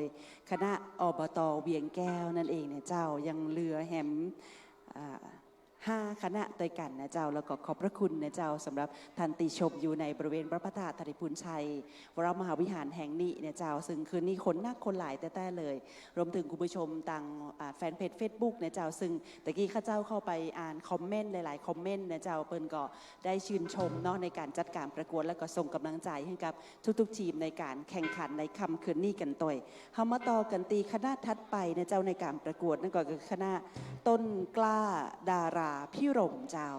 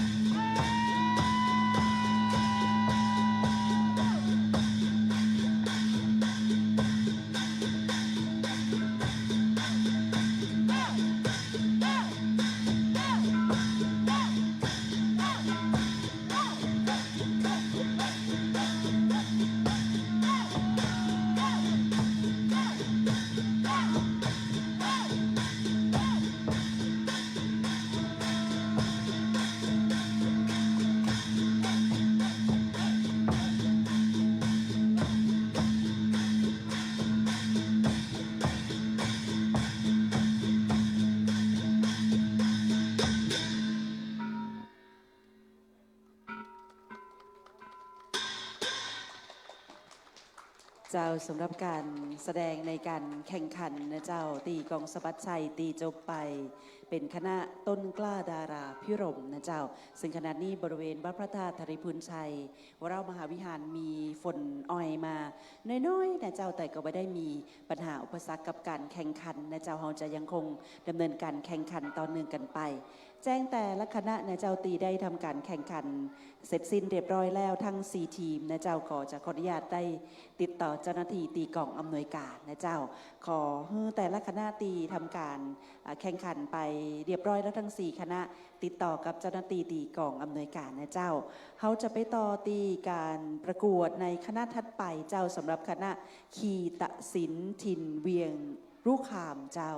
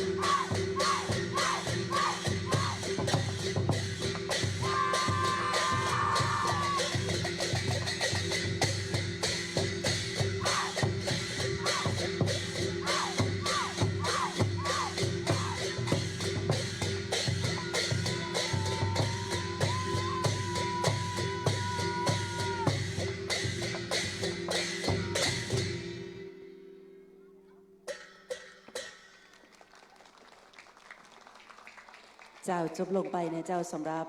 การแข่งขันในเจ้าตีกลองสะบัดชัยในคณะตีห้าในเจ้าคีตศิลป์จินเวลูกขามนั่นเองนะเจ้าแล้วเราจะไปต่อกันตีคณะตีหกนะเจ้าในการแข่งขันนะเจ้าสำหรับคณะบ่าวน้อยล้านนาเจ้า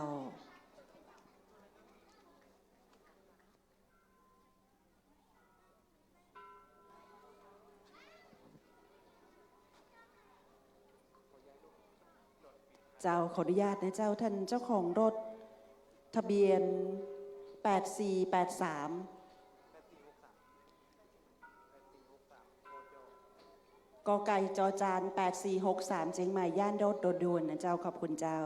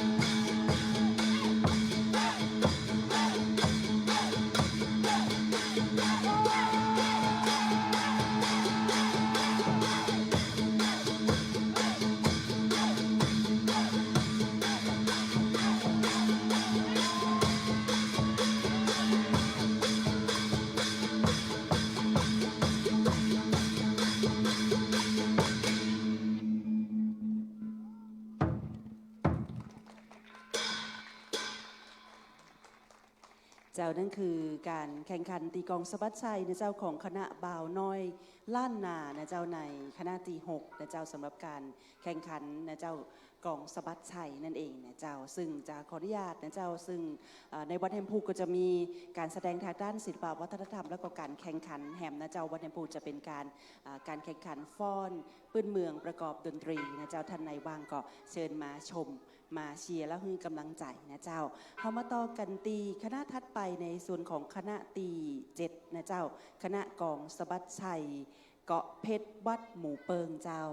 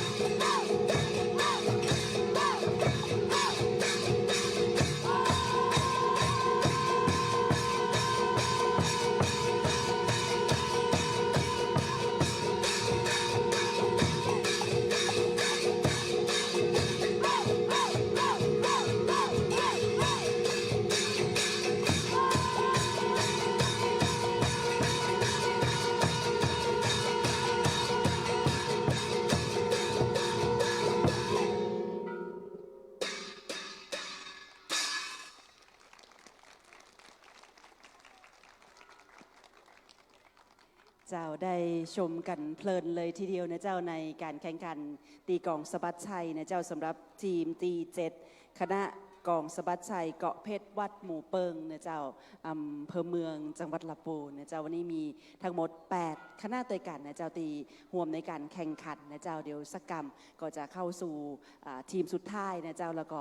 ในการประกาศผลต่างๆตัวนะเจ้าก็ต้องขอบพระคุณนะเจ้าทางองค์การบริหารส่วนจังหวัดลำพูนตัวนะเจ้าตีได้สนับสนุนงบประมาณนะเจ้าในการจัดการแข่งขันในครั้งนี้ตัวนะเจ้าแล้วเราจะไปต่อเนื่องกันนะเจ้าในส่วนของทีมตี8นะเจ้าซึ่งเป็นทีมสุดท้ายในการแข่งขันนะเจ้าสำหรับค่ำคืนนี้สำหรับคณะพิงคาราชเจ้า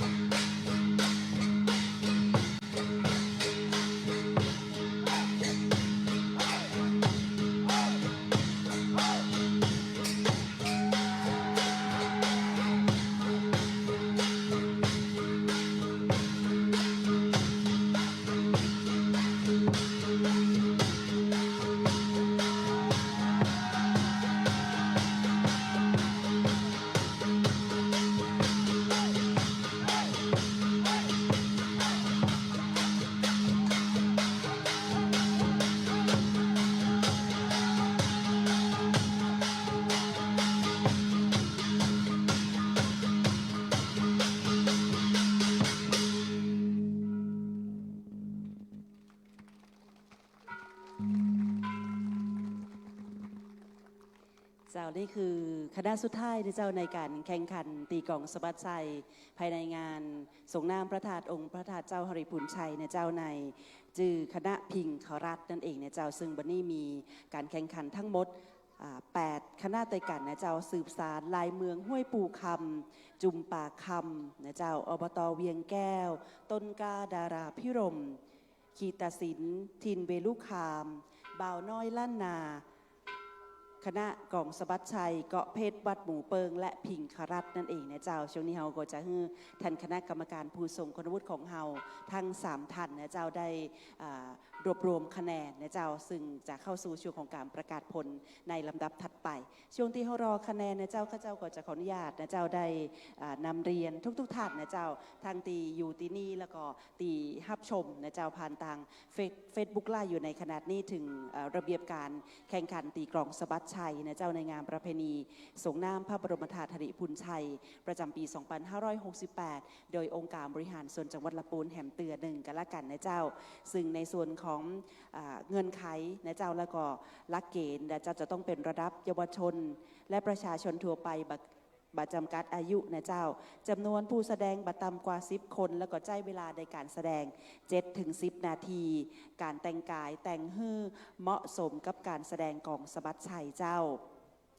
แต่ละคณะจะต้องนำกลองสะบัดชัยและอุปกรณ์ต่างๆในการแสดงมาด้วยตัวเก่าซึ่งทั้งหมดก็จะมีเกณฑ์การตัดสินดังนี้เจ้า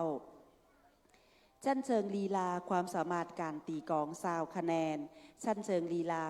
ความสามารถการตีฉาบ20 คะแนนการผสมผสานนะเจ้าการผสมกลมกลืนของเครื่องดนตรี20 คะแนนความถูกต้องของจังหวะ20 คะแนนนะเจ้านอกเหนือจากนี้ก็ยังมีรูปแบบการจัดวงการสร้างสรรค์นะแฮม10 คะแนนและเสื้อผ้ารวมถึงการแต่งกายแฮม10 คะแนนด้วยกันนั่นเองเจ้าโดยในค่ำคืนนี้ก็จะมีรางวัลนะเจ้าเป็นรางวัลชนะเลิศเงินสด 10,000 บาทพร้อมถ้วยรางวั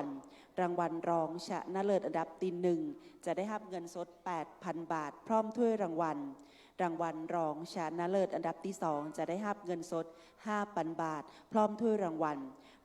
รองชนะเลิศอันดับที่3จะได้รับเงินสด 3,000 บาทรางวัลรองชนะเลิศอันดับที่4จะได้รับเงินสด 3,000 บาทนะเจ้านอกเหนือจากนี้ก็จะมี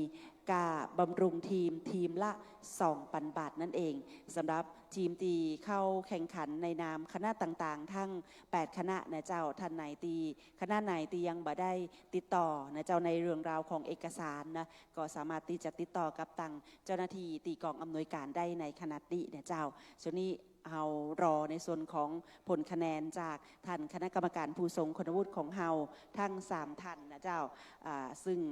ประกอบไปด้วยอาจารย์บรรลบนามบงพรหมประธานกรรมการอาจารย์จันแก้วจิโนนะเจ้าแล้วก็อาจารย์สนิทอาภัยแล้วก็มีเลขานุการนะเจ้าตีได้ช่วยในการ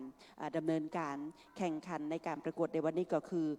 คุณวรพลถังทองนั่นเองทั้งนี้ก็ต้องขอบคุณไปยังองค์การบริหารส่วนจังหวัดลำพูนตัวนะเจ้าตีได้สนับสนุนงบประมาณในการจัดการประกวดในคำคืนนี้ตัวนะเจ้าและเป็นไปตามเมตตาธรรมของพระเดชพระคุณพระเทพรัตนนายกเจ้าวาดวัดพระธาตุธริพุนชัยเจ้าคณะจังหวัดลำพูนเจ้าตีท่านมีเมตตาธรรมนะเจ้าบอกว่าถ้าเป็นงานของวัดพระธาตุนะเจ้าจะต้องมีการแสดงทางด้านศิลปะวัฒนธรรมจะเป็นทางด้านดนตรีกานะเจ้าการฟ้อนรำกาต่างๆเพื่อที่จะได้สืบทอดนะเจ้าสิ่งเหล่านี้คืออยู่กู่ล้านนาคืออยู่กู่ลำพูนนั่นเองนะเจ้าส่วนในคืนแหมผูกนะเจ้าก็จะใจเวลานี้นะเจ้าได้ประชาสัมพันธ์สำหรับกิจกรรมตีจะเกิดขึ้นนะเจ้าในวันแหมผูกก็คือวันศุกร์ตี9 พฤษภาคม 2568นะเจ้าตั้งแต่ช่วงเจ้านะเจ้า9 โมงจะมีพิธีฝังก้างน้ำนะเจ้าหรือว่าฝังเสาสลิงเพื่อจักดึงน้ำขึ้นไปส่งองค์พระธาตุนะเจ้าในเวลา9 โมงนะแล้วก็พุทธศาสนิกชนก็สามารถที่จะรวมทำบุญและส่งน้ำองค์พระบรมธาตุเจ้าหริพูนชัยได้นะเจ้าเวลาประมาณ6 โมงครึ่งเจ้าจะมีพระสงฆ์เจริญพระพุทธมนต์อบรมสมโภชนำส่งพระราชทานและเครื่องสักการะนะเจ้าเวลาทุ่มหนึ่งจะมีการแสดงศิลปะวัฒนธรรมท้องถิ่นของเครือข่ายสภาวัฒนธรรม จังหวัดละปูนนะเจ้าและในคืนแห่มผูกจะมีการแข่งขันการประกวดฟ้อนพื้นเมืองประกอบดนตรีพื้นเมืองนะเจ้าณบริเวณลานวัฒนธรรมแห่งนี้นะเจ้าส่วนวันที่10 พฤษภาคมเจ้าตั้งแต่ช่วงเจ้านะเจ้า10 โมงปีนี้พิเศษเจ้าทางองค์การบริหารส่วนจังหวัดละปูนนะเจ้าก็ได้จัดการแข่งขันกองหลวงชิงแชมป์ล้านนาเตือตีเซาเอ็ดนะเจ้าซึ่งปกติจะแข่งวันเดียวก็คือวันที่มีการส่งน้ำพระธาตุเจ้าหริพุนชัยโดยน้ำสงพระราชทานนะเจ้าแต่ว่าปีนี้จัด2 วันคือวันที่10กับวันที่11นะเจ้าวันที่10นั่นจะเป็นรอบคัดเลือกนะเจ้าจะจัดตีบริเวณสารกลางเก่านะเจ้าจังหวัดละปูนเนาะหลังจากนั้นท่านไหนตีอยากจะฟ้อนถวายมือนะเจ้าเป็นจังฟ้อนเนาะเฮาบ่ได้กำหนดว่าจะต้องเป็นจังหวะ5979อย่างนี้นะเจ้าสามารถที่จะมาฟ้อนถวาย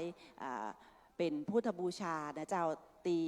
วัดพระธาตุหริพุนชัยณบริเวณลานสนามหญ้านี้ได้เริ่มในเวลา6 โมงครึ่งนะเจ้าจะมีประเพณีการฟ้อนเล็บถวาย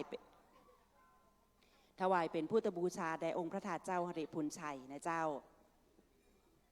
ของคณะสาธุชนทั่วไปนอกบริเวณลานหอกลางสดานแห่งนี้ตัวเจ้าเดี๋ยวจะขออนุญาตนะเจ้าได้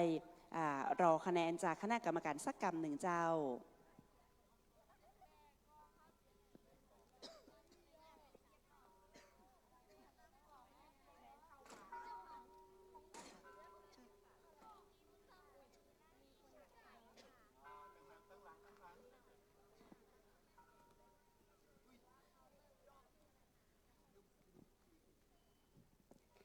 เจ้านะเจ้าเดี๋ยวจะขออนุญาตนะเจ้าได้ประชาสัมพันธ์กันต่อนะเจ้าตะกี้ค้างไว้ในวันที่10 พฤษภาคมเนาะนะเจ้าก็คือประมาณ6 โมงครึ่งนะเจ้าก็จะมีการฟ้อนนะเจ้าถวายแด่องค์พระธาตุหริพุนชัยเป็นการฟ้อนเล็บนะเจ้าและหลังจากนั้นจะมีการประกวดการฟ้อนเล็บนะเจ้าและก็บริเวณด้านข้างนะเจ้าโรงเรียนเมธีวิทยกรจะมีการแข่งขันตะก้อลอดห่วงนั่นเองเจ้า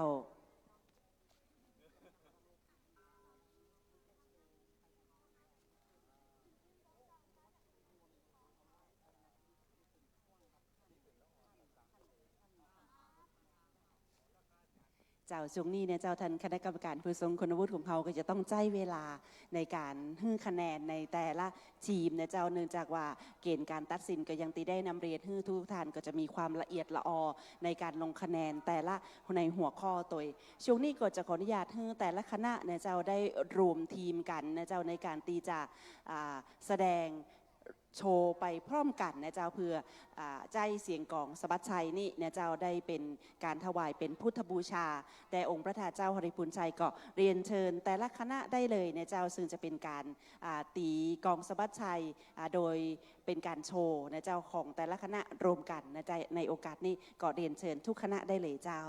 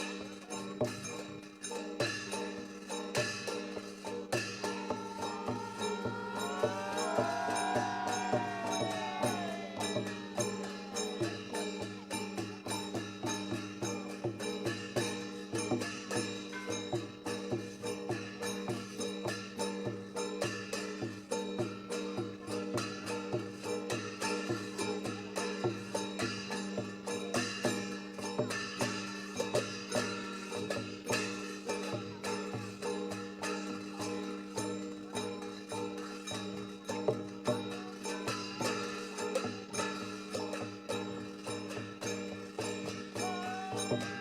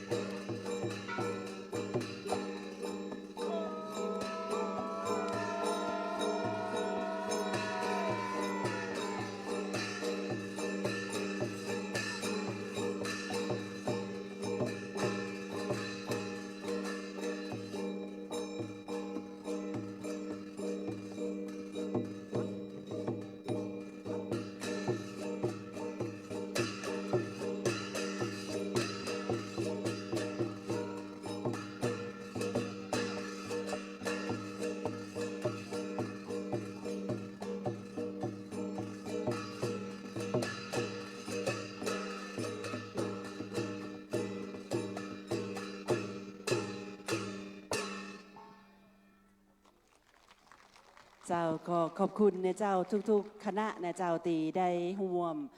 รังสรรค์นะเจ้าการแสดงชุดพิเศษเนาะนะเจ้าก็เป็นการรวมทีมเนาะได้เห็นความสามารถของน้องๆเยาวชนนะเจ้าในเรื่องราวของการตีกลองสะบัดชัยการฟ้อนดาบการฟ้อนเจิงลำทวนอย่างต่างๆตัวนะเจ้าก็เป็นตีน่าชื่นใจนะเจ้าว่าศิลปะวัฒนธรรมอันงดงามในเรื่องของ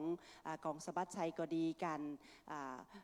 ฟ้อนอย่างต่างๆนะเจ้าตบบะพงบะภาพเนี่ยนะเจ้าจะยังคงอยู่ต่อไปนะเจ้าซึ่งก็เป็นโครงการดีๆตีตังองค์การบริหารส่วนจังหวัดลำพูนได้สนับสนุนให้มีการประกวดในครั้งนี้ต่อยเจ้าเฮาเดินทางมาถึงการประกาศผลนะเจ้าในการแข่งขันตีกลองสะบัดชัยประเพณีส่งน้ำพระบรมธาตุเจ้าหริพูนชัยประจำปี 2568 โดยองค์การบริหารส่วนจังหวัดลำพูนนะเจ้าในโอกาสนี้นะเจ้าข้าเจ้าขออนุญาตได้เรียนเชิญอาจารย์บารเมศวรรณไสยรองประธานสภาวัฒนธรรมจังหวัดลำพูนนะเจ้าเป็นผู้มอบรางวัลรองชนะเลิศอันดับที่ 4และรางวัลรองชนะเลิศอันดับที่ 3ให้กับคณะนะเจ้าตีได้รับรางวัลในครั้งนี้ขอเรียนเชิญอาจารย์บารเมศวรรณไสยเจ้าสำหรับรางวัลรองชนะเลิศอันดับที่ 4เนี่ยเจ้าจะได้รับเงินรางวัลจำนวน 1,000 บาทได้แก่คณะสืบสารลายเมืองห้วยปู่คำเจ้าเรียนเชิญส่งตัวแทนนะเจ้ารับมอบรางวัลนะเจ้าจากอาจารย์ปรเมศวรรณไสยรองประธานสภาวัฒนธรรมจังหวัดลำพูนเจ้า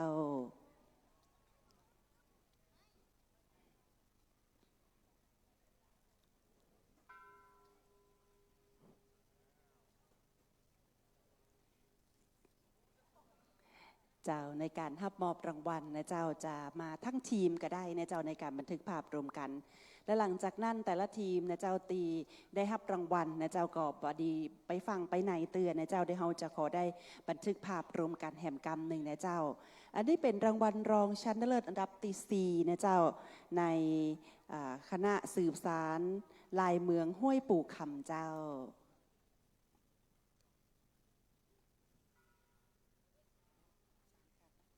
อ๋อเนี่ยเจ้าสูมาแต่เนี่ยเจ้าแสงไฟมันบัดชัดตาข้าเจ้าหันเลข1เป็นเลข3หันเลข1เป็นเลข3จริงๆเลยได้รับเงินรางวัล3,000 บาทเจ้าสูมาแต่เจ้านะเจ้านะสงสัยเฮได้ตัดแว่นแล้วนะเจ้าสำหรับรางวัลรองชนะเลิศอันดับที่ 4เนี่ยเจ้าได้รับเงินสดจำนวน 3,000 บาทเจ้า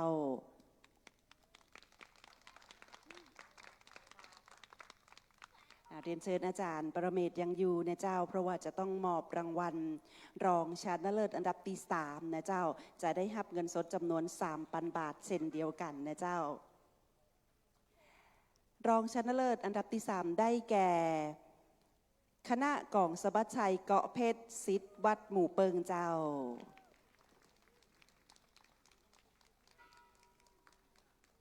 เชิญส่งตัวแทนหรือมาทั้งทีมก็ได้เจ้ามาทั้งทีมก็ได้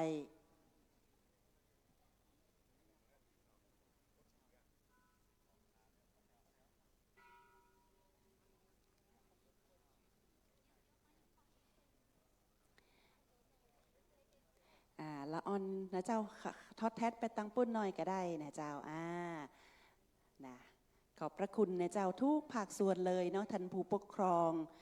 คณะอาจารย์เนาะนะเจ้ารวมถึงน้องๆเยาวชนตัวนะเจ้าตีตั้งอกตั้งใจในการฝึกฝนฝีมือนะเจ้าขอกราบขอบพระคุณอาจารย์ปรเมศวรรณไสยเจ้ารองประธานสภาวัฒนธรรมจังหวัดลำพูนตีได้ให้เกียรติมอบรางวัลรองชนะเลิศอันดับที่ 4และรองชนะเลิศอันดับที่ 3เจ้าลำดับถัดไปขออนุญาตได้เรียนเชิญอาจารย์จันแก้วปิ่นแก้วจีโนนะเจ้าเป็นผู้มอบรางวัลรองชนะเลิศอันดับที่ 2เจ้าเรียนเชิญเจ้า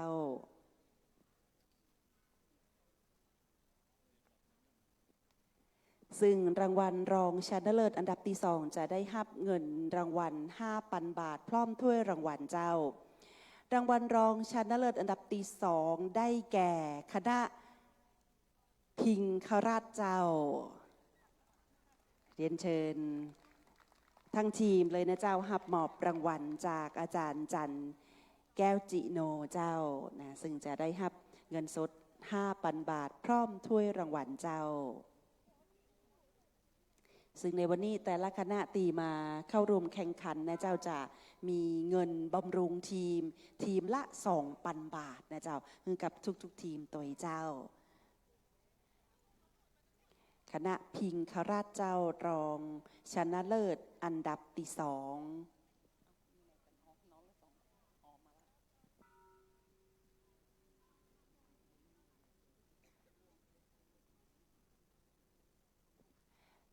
แต่ละคณะนะเจ้าไปฟังไปในเตือนนะเจ้าเดี๋ยวเราจะขออนุญาตได้บันทึกภาพหมู่นะเจ้ารวมกันแหมครั้งหนึ่งตัวขอกราบพระคุณอาจารย์จันแก้วจีโนเป็นอย่างสูงเจ้าในการมอบรางวัลลำดับถัดไปเรียนเชิญอาจารย์สนิทอาภัยเจ้าเป็นผู้ให้เกียรติมอบรางวัลรองชนะเลิศอันดับที่ 1นะเจ้าในการประกวดแข่งขันตีกลองสะบัดชัยซึ่งรางวัลรองชนะเลิศอันดับที่ 1จะได้รับเงินรางวัล 8,000 บาทพร้อมถ้วยรางวัลเจ้ารางวัลรองชนะเลิศอันดับที่ 1การแข่งขันตีกลองสะบัดชัยในงานประเพณีส่งน้ำพระบรมธาตุเจ้าหริพูนชัยประจำปี 2568 โดยองค์การบริหารส่วนจังหวัดลำพูนได้แก่คณะบ่าวน้อยล้านนาเจ้า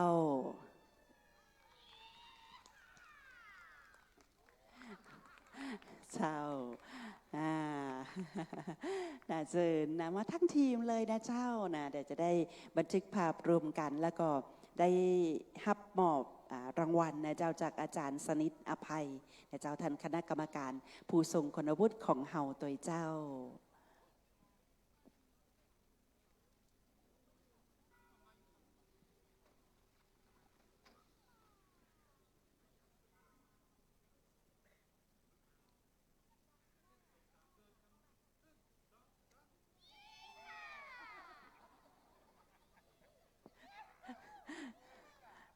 เจ้านะนะเจ้านะขอบพระคุณเป็นอย่างสูงขอบพระคุณอาจารย์สนิทอภัยเจ้าและในโอกาสนี้นะเจ้าในรางวัลชนะเลิศขออนุญาตได้กราบเรียนเชิญอาจารย์บรรลบนามบงพรหมเจ้าธรรมประธานคณะกรรมการตัดสินเป็นผู้ให้เกียรติมอบถ้วยรางวัลนะเจ้าแต่รางวัลชนะเลิศนะเจ้าซึ่งจะได้รับเงินสด 10,000 บาทพร้อมถ้วยรางวัลเจ้า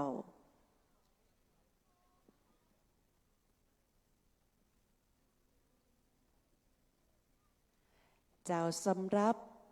ผลรางวัลนะเจ้ารางวัลชนะเลิศการประกวดแข่งขันกองสะบัดชัยประเพณีส่งน้ำพระบรมธาตุหริพูนชัยประจำปี 2568 โดยองค์การบริหารส่วนจังหวัดลำพูนรางวัลชนะเลิศได้แก่คณะจุมปาคำเจ้า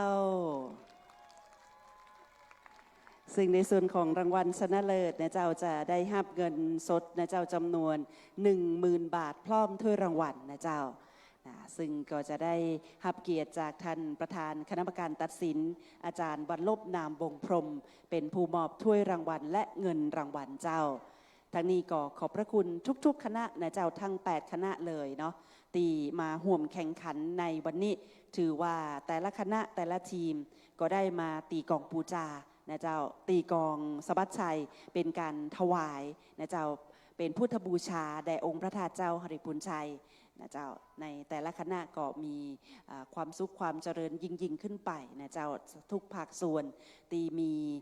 ส่วนรวมในการจัดการแข่งขันตีกลองสะบัดชัยในค่ำคืนนี้โอกาสนี้เรียนเชิญทุกทีมเลยนะเจ้าเรียนเชิญทุกทีมเลยนะจะขออนุญาตได้บันทึกภาพรวมกันแล้วเรียนเชิญแทนคณะกรรมการผู้ทรงคุณวุฒิของเฮานะเจ้าได้บันทึกภาพตัวนะเจ้าเรียนเชิญอาจารย์บรรลบนะเจ้ายังอยู่นะเจ้าอาจารย์สนิทอาภัยอาจารย์จันแก้วจีโนนะเจ้าจันปารเมศวรรณไสยตัวนะเจ้าได้บันทึกภาพรวมเป็นเกียรติกับทุกทีมนะเจ้าที่มาร่วมแข่งขันในวันนี้นะเจ้าสำหรับการแข่งขันตีกลองสะบัดชัยนั่นเองเรียนเชิญได้บันทึกภาพรวมกันเจ้าเชิญเจ้านะขอบพระคุณทุกท่านเป็นอย่างสูงเน้นย้ำแห่งการในวันแห่งผูกนะเจ้าจะมีการแข่งขันนะเจ้าสำหรับการแข่งขันประกวดดนตรีพื้นเมืองประกอบการฟ้อนนะเจ้าโดยองค์การบริหารส่วนจังหวัดลำพูนมากันได้นะเจ้าตั้งแต่ช่วง แมลงเลยนะเจ้าก็จะได้ชมการแสดงทางด้านศิลปะวัฒนธรรมกันก่อนนะเจ้าแต่ละทีมเจ้าเชิญได้เลยนะเจ้าเดี๋ยวบันทึกภาพโดยกันเนาะเจ้าส่วน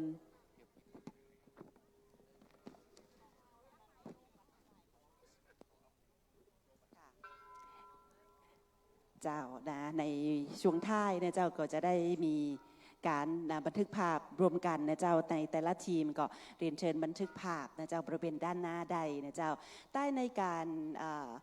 ประกวดนะเจ้าการแข่งขันตีกลองสะบัดชัยในวันนี้นะเจ้าก็ต้องขอบพระคุณนะเจ้าท่านผู้ชมตีเป็นกำลังใจแรงเชียร์นะเจ้าหึ่งกับทุกทีมเลยตีอยู่ในบริเวณวัดพระธาตุธริพูนชัยวรมหาวิหารและคุณผู้ชมตีติดตามชมผ่านทาง Facebook Live ของวัดพระธาตุธริพูนชัยวรมหาวิหารนะเจ้าซึ่งได้ไล่อ่านในส่วนของข้อความต่างๆนะเจ้าก็ได้ชื่นชมยินดีสำหรับกิจกรรมการจัดงานนี้นะเจ้าเพราะว่าก็ถือว่าเป็นการได้สืบทอดศิลปะวัฒนธรรมอันงดงามนะเจ้าของบ้านเฮาและตีสำคัญนะเจ้าได้ถวายเป็นพุทธบูชาแด่องค์พระธาตุเจ้าหริพูนชัยกันตยนะเจ้าในบรรยากาศช่วงนี้ก็เรียนยังคงเรียนเชิญแต่ละทีมได้บันทึกภาพกันได้นะเจ้าส่วนการไลฟ์สดในวันนี้นะเจ้าก็คงจะขออนุญาตได้เสร็จสิ้นสุดกันไปก่อนนะเจ้าและในวันแห่งผูกนะเจ้าบรรยากาศของการจัดงานแล้วก็การประกวดต่างๆก็คงจะมีโอกาสได้ถ่ายทอดถึงท่านได้รับชมแถมนะเจ้าฝากได้กดไลค์กดแชร์ติดตามเพจของวัดพระธาตุธริพูนชัยวรมหาวิหารกันตยและสำหรับในค่ำคืนนี้ใต้สุดเดี๋ยวเจ้าข้าเจ้าอมรรัตน์ศรีพฤกษ์จะต้องลาคุณผู้ชมกันไปก่อนนะเจ้าปะกันแห่งใหม่ในวันแห่งผูกสำหรับวันนี้สวัสดีเจ้า